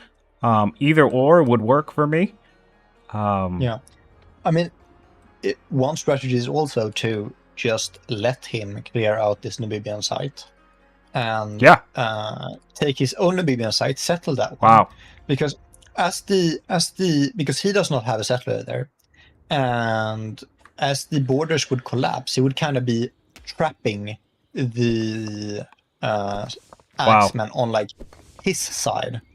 The slingers are advancing. In fact, as long as Phiel is astute enough and has his eyes down in this region, he would be seeing these slingers step out of and into these forests. Well, he definitely gets a notification in that the slinger has been seen. When it's his turn. Yes, and he can click on that to see where. But I would not be surprised if we see the tactician move up in this case then as well. I think that's what we're going to get this turn. I think we'll get a little bit more staging from Frederik here. And honestly, the strength of this type of play, like I said, I'm very aggressive. I tend to just go probably sooner than... Oh, we actually are attacking right now. Oh, great. We're coming in with a rout. Axe down. Stunned axe in the woods. 14 orders left. This axeman that's about to be attacked by the chariot is zone locked into this region. Really good positioning by Zarek on Frederik's part. He did this last time. He positioned his units in such a way that zone locked some of the units that he was ambushing. So he didn't even need to worry about securing kills. That's beautiful. Beautiful, beautiful move. Beautiful move by Frederik. Guarantees himself 3 kills, basically. Yeah, that's devastating. That is devastating. And this is almost exactly, it's a very similar repeat of what happened in the first session. So take this as the lesson. All those who are tuning into this match, you need to be mindful of scouting, especially against experienced players, because they will punish you for moving around the map blind. And this is the second time this map that Phiel has been punished by Frederik for trying to clear a camp without having an appropriate amount of vision or map awareness as to where his opponent is and or what his opponent could be capable of. I'm pretty sure he lost 2 or 3 units in the last ambush too. Just basically because of zone of control, it was guaranteed that he was going to lose all of the units. And it was 2 or 3 at the time. So yeah, that's rough to have it happen twice. It's also nice that he moved in with the Zealot General, utilizing the generals, because this one's going to be hard for whatever it is that yes, that Felt wants to respond to this with. It's going to be hard for him to kill this general, because this general is the only one that's out in the open that could get damaged by the slingers if he were to move them in and try to do something. So there is well defended, and it's also a brave one. So it's. Yep, and Assyria did go in for settling in the north. I find it. Oh, he did this for the ambition, but he could lose a worker here if Frederik is choosing to be very aggressive. But there was an ambition in Assyria to connect 6 cities, so he got that route out to ensure that he could connect this final city, which makes sense actually. So, yeah, I mean, they could just have connected his sector X12 in the north instead. But oh yeah, he could have done that. It's probably as well. nice to have this one connected anyways, just to make sure that he can reinforce this. Yeah, good mention of the Zealot General. I think that's another thing I like about this game, the way the generals interact with the battlefield. I think between the tactician, commander, hero, I guess is not the most amazing when it comes to actual combat itself, but then the Zealot, I think they create such interesting puzzles. Like, there's nothing more frustrating than trying to route somebody who has a bunch of Zealot generals on their units, because it makes it a nightmare to actually work around. But I think heroes are kind of important, are even in more strategic kind of later game combat. Heroes can be quite powerful in that they enable more staying power, because oftentimes in a longer fight, a lot of the units will get whittled down over time. I mean, usually the good players would want to kill a unit. You don't attack to do damage; you attack to kill. But many units will take damage, and then you can just kind of move back those hero units a couple of steps, let them sit out one turn and heal them, and then move them back in. And that kind of conserves your forces in a different way and gives you more staying power. And that can really make a difference in longer combats. Interestingly, we're seeing more reinforcement up in the north on the part of Assyria, and more axes coming out of the champion seat. I'll be curious if Assyria is maybe thinking that if they start skirmishing in the south, maybe he could make a move in the north. That might end us. That might cause us to see one of those types of situations on the Dota script where 2 battles are happening, where both players are defending against a potential assault, because I think the Kushites could certainly assault this hunter city. So it would be interesting if we saw 2 simultaneous battles happening. Yeah. I don't think it would be a good move for Assyria, just to be clear, but I'm curious if maybe they're thinking that they have an opportunity there. because they just moved in This is not a ton of another axe into units. the region where I feel like they don't really needed it. They didn't really need Yeah. it. No, it's possible. It's possible. Take a look here. But in the north, I mean, he is somewhat well defended there, and he does have a fully what is it called? The fortified. Yes, fully fortified warrior, and I think if I'm not mistaken, the fortification does give counterattacks when it's fully fortified, and so that does gives some kind of. I think that will make Assyria, I think, at least twice about attacking into that warrior, because the warrior is gonna automatically counterattack into the attacking units.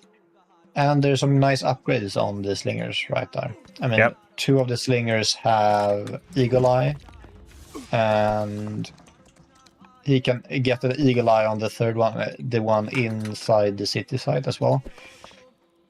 And I mean, together with all that, I mean, it's like it's hard to attack into Sentinel, Nice. eagle-eyed slingers, you know. Yeah. All right, so we're having the Kushites clear up the Assyrian axemen, and I think they'll have no problem maybe even clearing this site. I guess actually they probably won't do... Oh, no, they can do it with the ruler this turn if they want. And then the settler is not too far behind. I wonder if it could force march. It actually could force march if he wanted to. I think he could clear and force march settle this site all in one turn if he felt like it. I really like the strategic play here, or a tactical play, rather, of Frederik moving up this Majay, taking a kill with it, and then using this as a shield for his settler as he moves. Goes back to the idea of him playing very safe, but also very smart. You know, he has his settlers ready to go, but he's also not leaving any of them out in the open to get messed with, I suppose. Yeah. No, I really solid play. Very, very solid play. Now, something to note is that his leader is finally doomed. Yes. So we're going to have a new leader next turn, I think. Yep, so the Ruthless Judge will be taking the throne. Nice time for it. Yeah. Plenty of training in the bank to hold court as much as you want if you need it, which could lead to the more civic rushing of units, in addition to the fact that you'll always be adopt to whatever laws you're attempting to adopt. Yeah, at this point, what do you think he wants a civic rush, though? I mean, more chariots. I don't know. It depends. I really don't know Frederik's style. I don't know if he's gonna go to bother trying to end the game in the mid game. I feel like there are some players who are so oriented around the long game that maybe, you know, he'll just sell these 2 cities and then go for some other type of power spike. But yeah, I feel like if you were thinking about ending the game, then just crank out a bunch of chariots, and because all you can see right now from your opponent are spears and axemen, and if you know that they have axemen, you know that they, you know, in 55 turns, they spent the time to get there in the tech tree, which doesn't necessarily mean they don't have spears, but I definitely think it means they're probably a little bit more vulnerable to chariots than usually, because it means they turned a bunch of their warriors that they've been building into axes. That's true. That's true. No, I think, yeah, it's actually been quite a while since I dueled Frederik, so I can't. I haven't dueled him since I came back to Old World now. But I think it is my 4 reflection is lock that he goes time in quicker. Assyria, though. We just unlocked navigation, and we can adopt colonies or serfdom, which is good news for the Assyrians. Yeah, he doesn't seem to have fully. No, he does have a worker ready in District 9B, but 1 more year before it's developing. So that's well timed. What would you take here tech-wise for the Assyrians? I would probably go sovereignty and go into constitution, because I think, you know, this game is still going further, and science is important. I don't know. 4.5. Maybe. I mean, one argument could be for sure going composite bow. Composite bow is not only good because it's gonna give him archers, which will be helpful. It is also potential science in terms of apprentice officers. But I don't Yeah, know. that's why I asked, because I think it's a pretty good hand. I think Sovereignty is obviously a solid pick. Comp Bow could be interesting because if you're worried about Chariots doing more Chariot stuff, Sentinel Archers, even though they're still routable, would probably be nice to have sprinkled around these choke points. So I think Comp Bow could be a very nice defensive pick. And then, of course, monasticism's always nice. I don't think we have a religion yet, though, in Assyria, which is unfortunate. Because given the Yaz. that can be a really big source of orders, and yeah, he has the Yaz that's not really doing anything for him, unfortunately. But the problem is he also doesn't have forestry, and it's not like he has a massive order economy that he can just go around shopping a bunch. He does have decent gold, so I mean maybe he could buy a bunch of wood, but if you're upgrading a bunch of slingers into archers, I mean gold runs out very fast actually. It is kind of expensive, I feel like.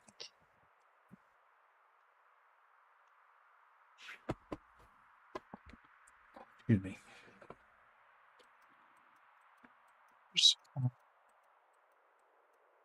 Science is still very even.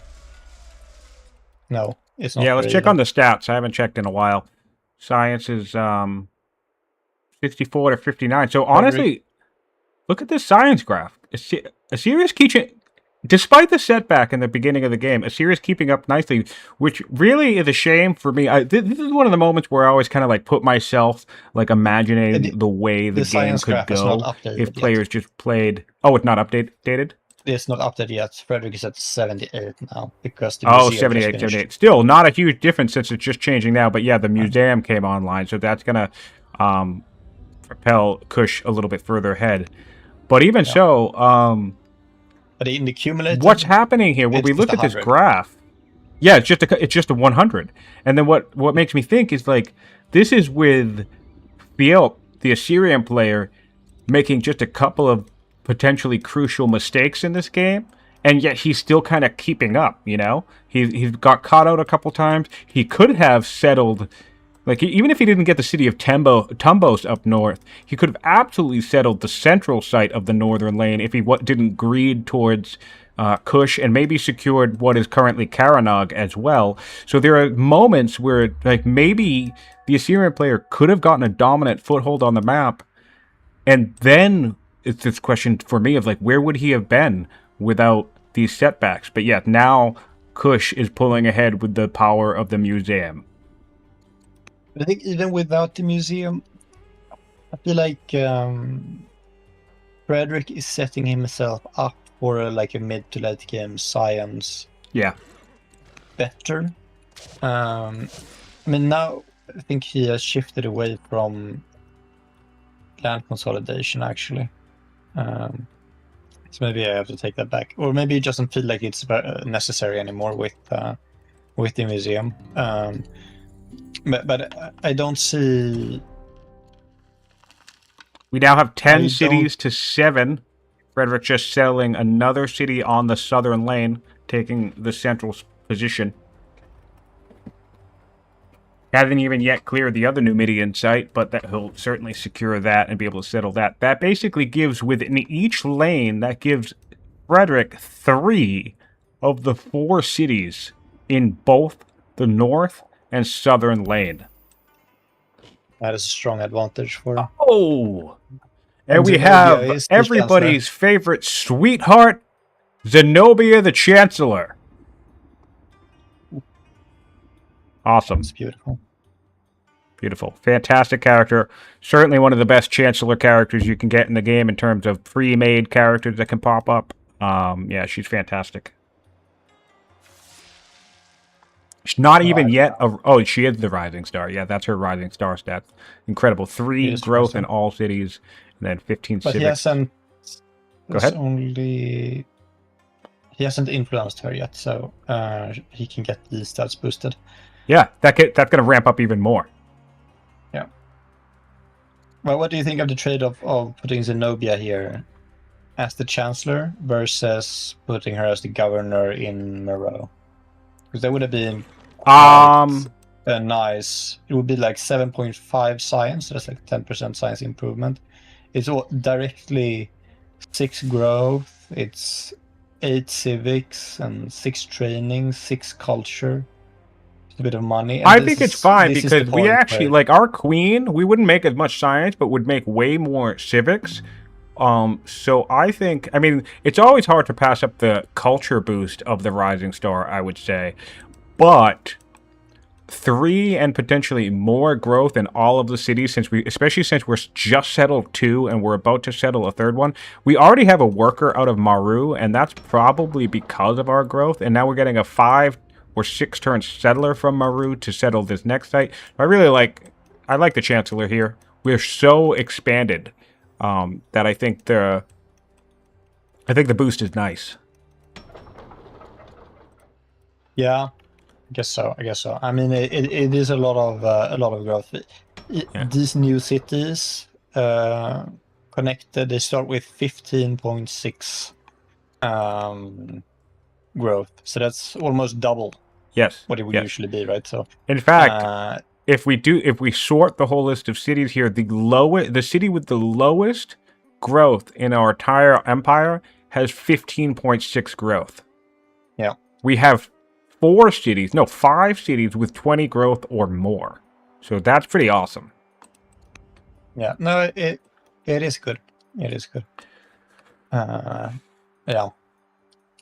But I do feel like the kind of benefit of additional growth at this point of the game is maybe not massive. I mean, the extra worker when you already have how many workers? Workers. It's interesting. Well, it's an interesting question because if we think only in terms of science, right? You're basically it's basically a question of, do you want 3 growth in all 10 of your cities, or do you want 10% science in your empire? That's basically what it maps out to. I know exactly. And yeah, I think that's an interesting call. Obviously, judge governor is a factor, but we have 2 judges that we can send into the capital specifically if we wanted to go. If we worry about rush buying. So it's like, it's not. If I feel like if maybe she were, that's my biggest consideration with Zenobia is she's a judge, sometimes I don't know what's up with the whole diplomat thing these days, because there was a moment where she could be diplomat and now it looks like she's a judge again. So I don't know what's going on with her. Midlife crisis, I suppose.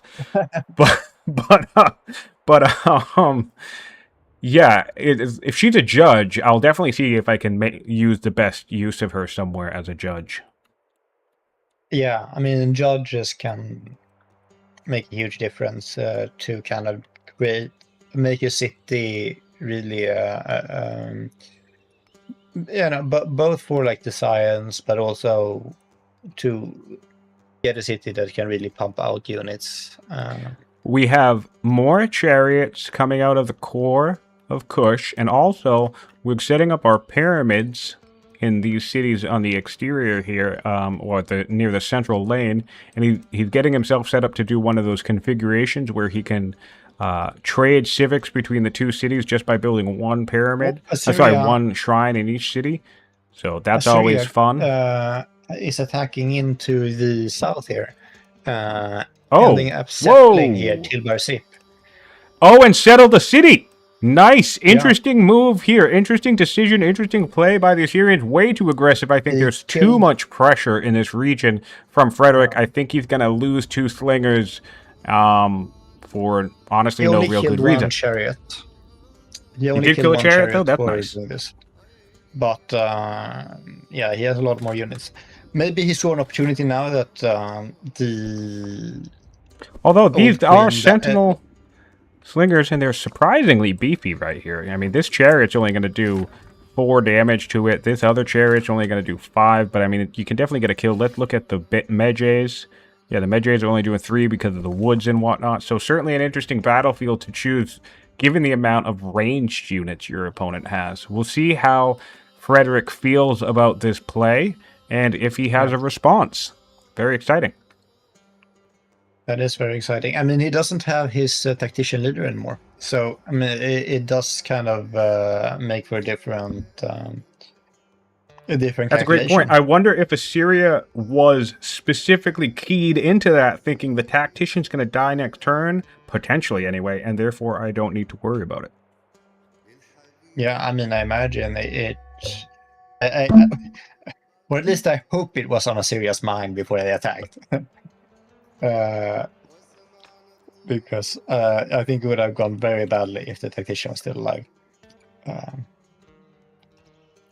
Also have aggressive anchoring from the Assyrians along the coast. Certainly, we can see there's really not much headed this way, although there's a spear nearby, which is nice. There is a spearman. But certainly enough to Not only a make spearman. Frederik pause about what he should or shouldn't do. Yeah, and it's a horsebane spearman, which is a lovely combo. I love having a horsebane spearman. Looks like Frederik is choosing to remain engaged.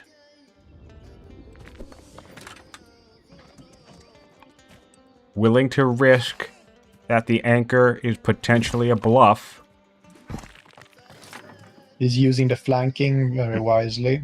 Yep. Against the Very tactician, important feature for those of you who are new to the game or maybe don't play that game, play the game all that often and haven't kept up with the notes. If you flank a tactician general with units now, the melee units will not get countered. Very useful trick. So he took no counter damage in this fight, even though he attacked with both of these chariots. Yeah, amazing. Amazing. It makes it... I think tacticians are still useful, but it makes it so much harder to get like the intended effect from them, because sometimes I'll charge in with a tactician expecting to do loads and damage, and then my opponent outmaneuvers me next turn and I do no damage at all, and I'm very upset. Even if I was prepared for the tactician to die, it's like, that's fine. But Yeah. you're normally, if you're going to suicide a tactician like that, you're expecting to take a bunch of hits for free, and then you take no hits at all, and it's like devastating. Yeah. No, but I think it's a good change, because I mean sometimes you Yeah. just have Oh, to I fight love a it. I love it. tactician with melee units, and otherwise it's such a nightmare. Honestly, I think it's one of the many like little changes that have happened over the last 6 months to a year that has helped bring mountain units a little bit back to the foreground, because one of the things, in addition to spears just ruining their whole day, tactician spears in particular made it a nightmare to just do anything because, well, with mounted, because you were just going to take so much damage. So now, I actually think the tactician change also helped bring Saddleborn a little bit more appealing as well, because you have that much more incentive to try and flank units if you're able to, which is really, really nice. Yeah, no, I agree, and I think one of the reasons Saddleborn has been like one of the perhaps less popular kind of military bonuses is because you're not that familiar with it. When you're playing, if you haven't played riders a lot, it's like you're not used to the flanking mechanic. And Yes. I think this will, in addition, bring the flanking mechanic more into the game, and so it will become more of a key component of the game. And then I think you I are agree. kind of trained to see the flankings, and that makes, in some sense. Yeah, no, I more completely useful. agree, and it's interesting though, because I feel like even though the changes are almost unrelated, I think the tactician change actually does make Saddleborn more valuable on its own, because you have way more reasons to actually be searching for flank attacks now, and that gives you way more opportunity to like you said, get used to the flanking mechanic in general, to be thinking about it more often, and then B, you'll actually have more benefit searching for that extra damage, because now you can use chariots to flank tacticians, and not only are you going to get extra damage, but you're also going to protect yourself from the oncoming damage, which is really, really nice. Nice synergy. I like the little changes like that really add to the whole tactical element of this game, because it's such a highly tactical game already. But then they'll make a tweak here and there every now and then that makes my brain just fire up with possibilities, and it's awesome. Speaking of tactician spears, we have a tactician going on to this spear. Uh-huh. And it has Horsebane. Yeah. 6 months No, it's ago, beautiful. my heart would have dropped seeing that if I had Chariots on my side. But now we at least, this. I don't even like it for the person with the tactician because I think it makes you have to plan more about positioning. And anytime that becomes a thing in the game, I think that's better for the health of the game because you don't.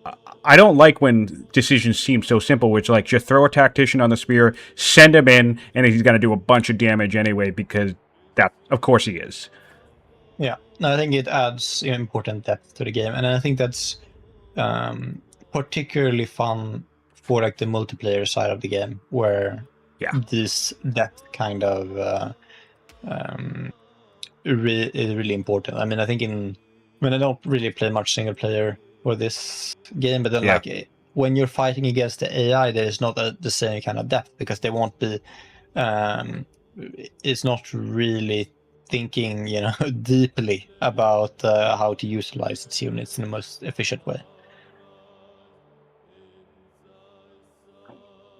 One thing I want to call out here in another thing that points out just, I don't know, the fantastic read on situations with the adaptability that I'm sure we'll see on Frederik throughout this tournament. Again, this is only round 1. This is going to be his first match on the tournament. Only the second match of his he's had on stream with us. He was in a free-for-all a couple of months ago that he did, in fact, win. It was a 4-player free-for-all, and he was declared the winner of that. Played very, very good game. But still trying to get navigation as Kush, and yet immediately upon seeing this tactician spear, he has no idea if this is a free spear. He has no idea if his opponent has phalanx, but immediately pivoting to steel that's in his hand right now and delaying navigation a bit more and opting instead to say, okay, if my opponent has the ability to make spears, if my opponent has phalanx, I'm going to get axes as soon as possible because I need to be able to counter that potential. Yeah. I don't know. I think he might be overreacting. I mean, we know for sure that he's overreacting because Phiel doesn't have phalanx. Could be an overreaction, sure. I mean, he was 2 turns away from navigation, and navigation, again, could still be make or break on this map. And his opponent already has navigation, so could get more boats in the water, which could make attacking into Assyria incredibly difficult if you don't have ships, because the amount of flanking potential from any type of unit and the increased mobility really comes in handy when you are dealing with these kind of like lane-based coastal conflicts. Yeah. No, but I think, I mean, it's true that he has built a lot of chariots now, and so he wants to keep them useful. But, I mean, it's not like slingers are useless against spearmen. So it's like, to some extent, you don't need steel to defend yourself against a spearman. You could, for instance, have more Magi archers. If he went to navigation, he would also be closer to his unique units, and he is judge. So if he had leveraged those 2 years on navigation and then, gotten down towards rhetoric, that's not a lot more. I mean, the steel is 250. Admin plus rhetoric is 260. Steel is 250. Admin plus rhetoric is 260. And so finishing the 100 science for navigation plus the admin and rhetoric, that would be 100 science more than steel, and you would have Magi archers. Yeah. And Magi archers are also great against spearmen, so you don't need necessarily steel against them. But we had talked about putting wonders in military seats in order to get ourselves to strong very quickly. I just wanted to point it out, another avenue for players who might not key into this too easily, but luxuries. Throughout the game, we've noticed that Frederik built, a trapper here, a salt miner there, and he even, I'm sure it was a cycle, but at one point he even got the exotic fur bonus card.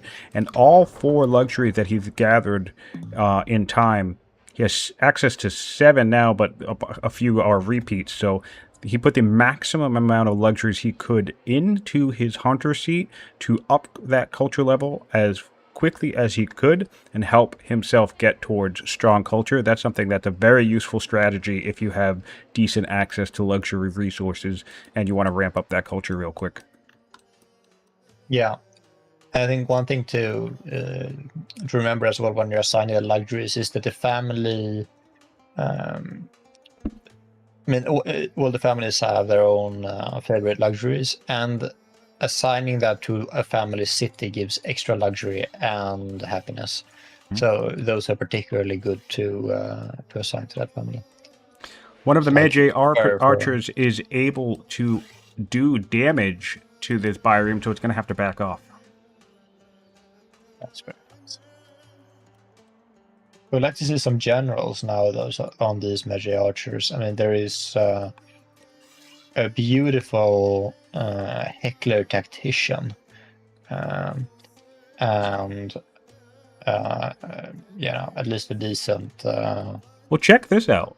The queen, despite being a judge, would do a whopping 21% attack damage if she was put on as general, in addition to the extra move, 16 defense, and 12% chance to crit. So as far as judges go, that's actually not a really bad general at all.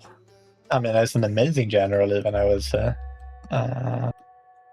You would also get the extra moves per order, which can help set things up. All right, Phiel is looking like he's going to end this session shortly. That sounds good. Getting late here. Definitely a build-up session, but Kush has managed to secure dominance on the map. But they have split it. Oh, no, it's 10 city sites to 8. Assyria has 4 laws now, and they're going to play to turn 60. We're on turn 58 now.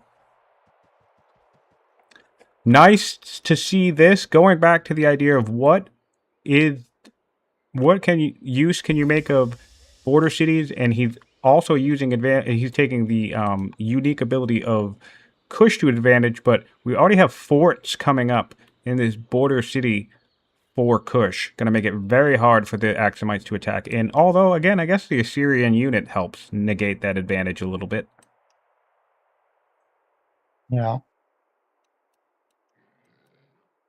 And the Assyrians are grabbing Phalanx, which is pretty good because there's quite a few chariots on the board, as they are aware of. Yeah. And all of a sudden, the steel pick from Frederik looks amazing. Because you're gonna get steel before the phalanx comes up. Yeah. Which is amazing.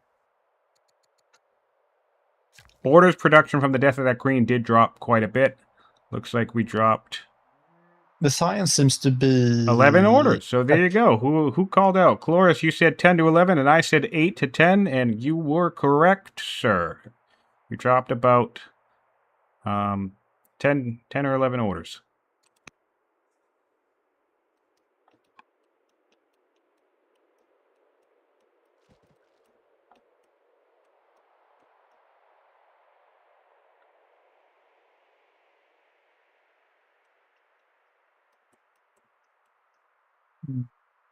Building a stronghold up north in Sector 12, so definitely getting ready to get those unique units out. Also going to get the order benefit, building a stronghold in the champion seat for the Assyrians. No strongholds anywhere else, it looked like. Nope, we're building another stronghold in area G0, which is a hunter location. So, yeah, really nice timing getting those orders. And one thing, though, about area G0 that I was looking at now... looking at the science, is that it's an autonomous rule city. Wow, yeah. So, which is, I love the autonomous rule cities. I mean, it gives quite amazing. Nice science bonus, especially if you have some nice growth source there. Then it can really give a lot of science. But even though he builds a stronghold here, he might actually struggle to get unique units produced from there, because the AI is not always very helpful. In Yeah, producing but you what you know want. what? The one thing I'd be interested in if Phiel is aware of the fact that he can move Zenobia around, because this is definitely a situation I love to pop her out of the autonomous city.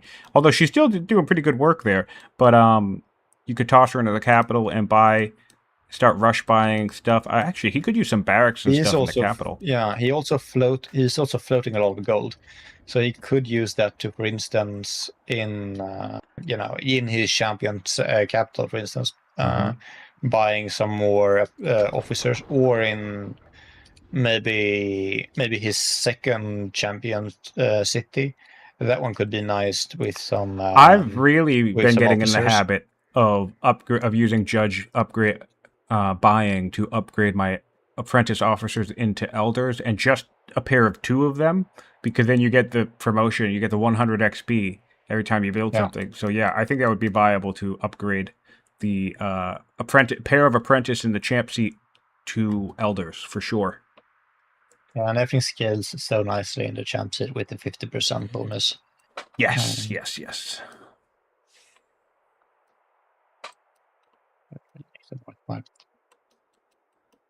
it seems like Frederik is backing off a little bit from Tilbar Sip, the city Yeah, I don't think he's going for that it. I yeah, think he's and waiting. now it seems that Assyria has picked up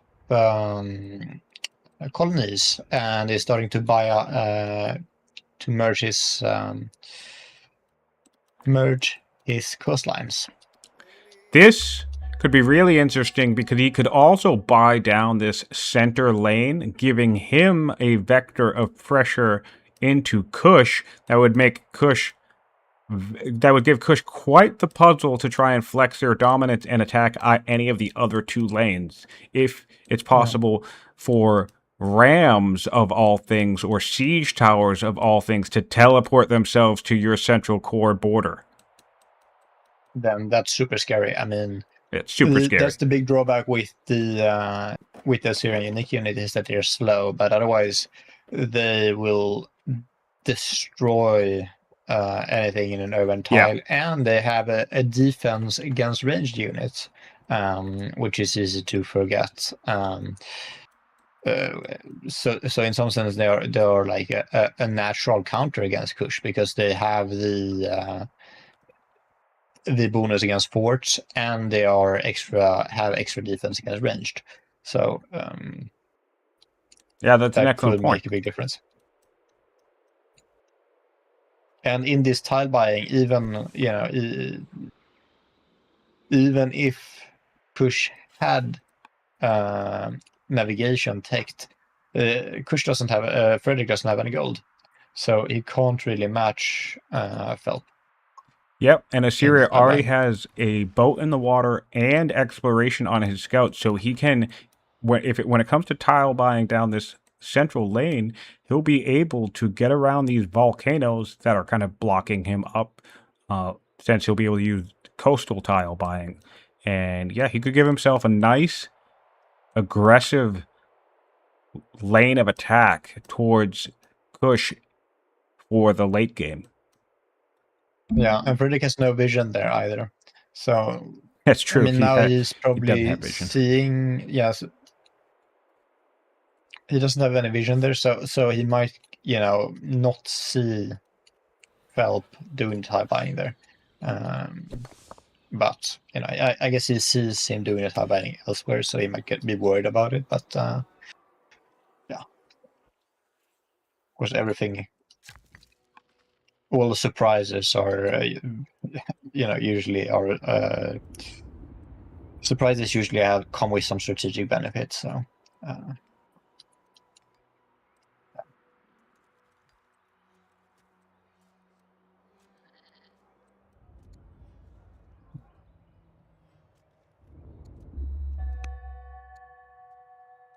What do you think about Elder Acolytes in Mero? I don't hate it. I've No. become more fond of the acolyte upgrades. I used to never upgrade acolytes, but you know, ever I mean, since they are. Filthy Robot did the math on them for me in a game where I think Alcaris was spamming decrees when he could have in a city where he could have just like in something like 5 turns gotten himself an Elder Acolyte, you know, like a Master and Elder Acolyte in like 6 or 7 turns or something like that. So we did the math on it, and it turned out long term, if you know the game's going to go to, you know, 20 turns or whatever past whatever turn you finish the Acolyte, apparently it's super worth it. So I've been in the habit of upgrading them more often now. Not all the time, but sometimes. So yeah, if Frederik's doing it, I'm fine with it.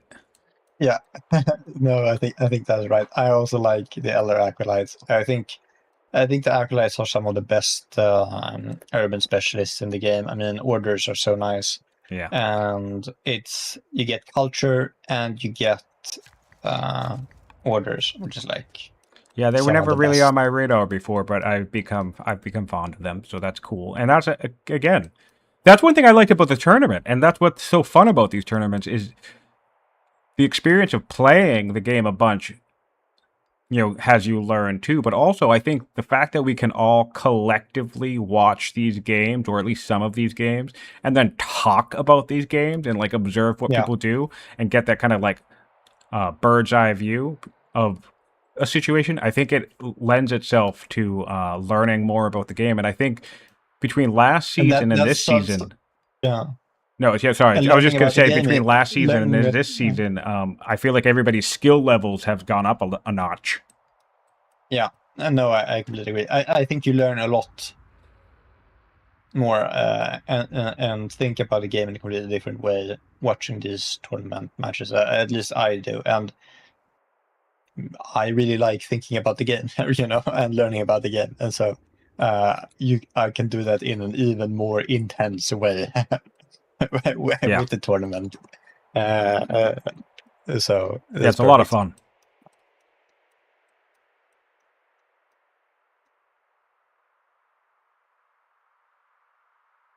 All right, it looks like this is going to be the last turn because they're playing to turn 60, so I assume that means they will take their save on turn 60. So I believe Assyria is just finishing up their final turn of this session now. I'll do a bit of a stat recap for everybody before we end the stream. And yeah, 11 of you in chat with us. Appreciate you guys being here. If you've been watching after the fact on YouTube, I hope you don't mind the back and forth discussions between me and Nestor. Lots of things to talk about and lots of appreciation being sent towards Old World. And I hope we kept up on the match for you and kept it interesting and entertaining. Really interesting to see that Frederik has secured a dominant map position, and it's just a damn shame that Assyria was able to manage to get themselves caught out by a tactician ambush twice against the same opponent in different locations of the map. You really got to make sure that that scout, you know, just stays 2 or 3 fatigue points if it can ahead of whatever units you have, just so you can at the very least see if something's nearby and has the potential to force march into you or something.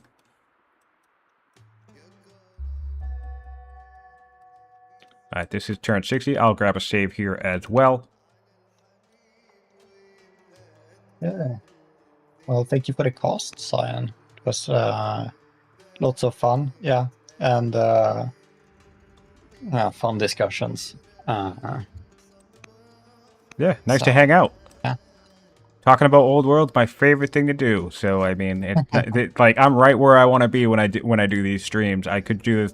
I'm actually. It was the last tournament, obviously, that made me realize I think I actually might like watching Old World more than I like playing it. It's just the game captures my imagination so much, and yeah, man, it's Yeah, just well, you can definitely a lot of fun. come up with more theories and kind of game out things much faster thinking about and watching Old World than actually Yes. playing it. Yeah. All right, so are they... Hold on, let me check their chat. Are we saving here? Or hold on, or let me look at the group chat. Just in case.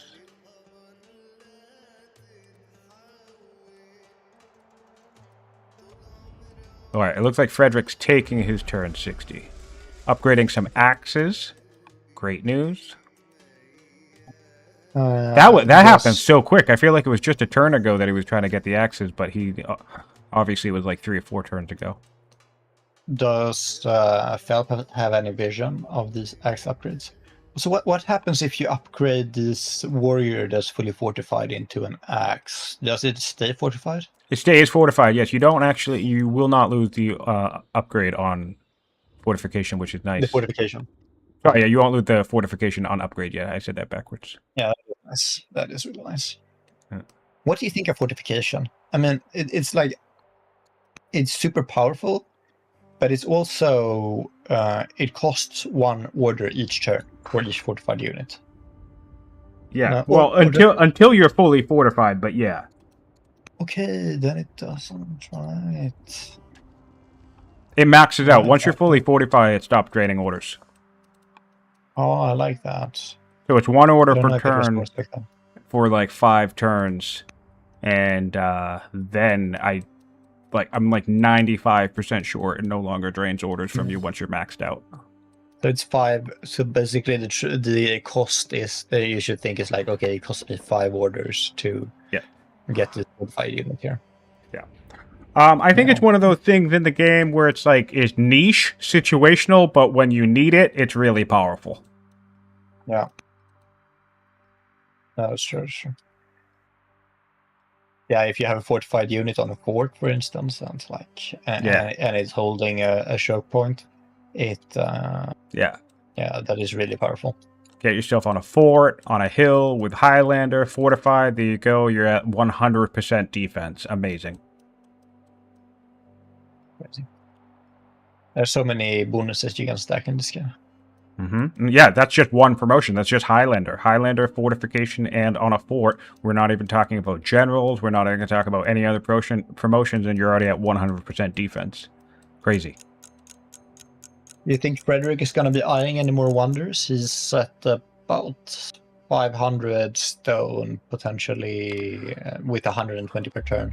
Well, let me take a look at what cities are strong at the moment, because if you could get the Chthon, I think that would be lovely, but it doesn't look like he had any strong coastal cities, so, what else do we have? I'm partial to the Mausoleum. I think the Mausoleum's a really great grab, because if these games run long, that helps you get more points, and also it helps you get more strong culture cities to create more areas you can rush your unique unit out of. So I have a personal affinity, and it helps you win the legendary race as well. So I have a personal affinity for the Mausoleum myself. That's true. That's good. The Mausoleum is good. And there's lots of nice events with the developing and strong cultures. Yeah. It's like a real nice compound. It's like a long-term version of the Ishtar Gate almost. It just guarantees you're going to get a lot of extra goodies from having it. I might like to see the Apadana though. You could put it in Mero and get the bonus from the shrine as well. Oh yeah. That is a lot of gold. It doesn't have a lot of gold. But he might want to put something in some other city to kind of boost culture. Building a stronghold in the capital, but no barracks.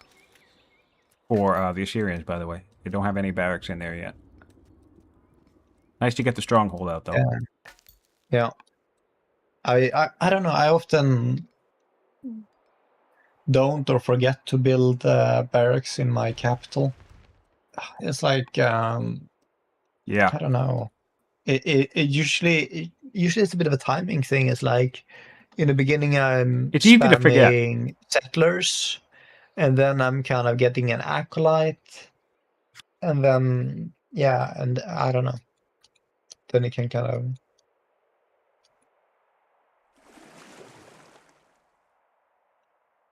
slip. Yeah, definitely easy to forget. Everything's easy to forget in this game. Yeah. That's why it's so impressive when you watch somebody play a network game and they're like not making mistakes. It's like, how is that possible? Yeah, no, I feel you. It blows my mind sometimes.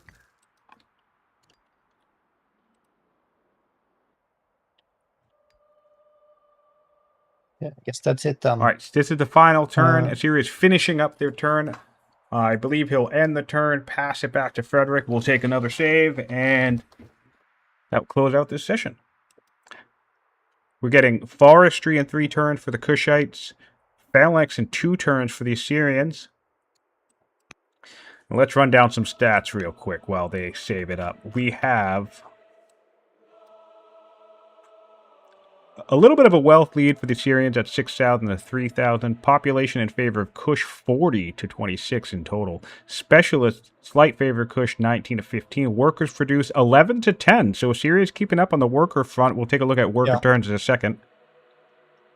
And military produced 19 on the Assyrian side to 6.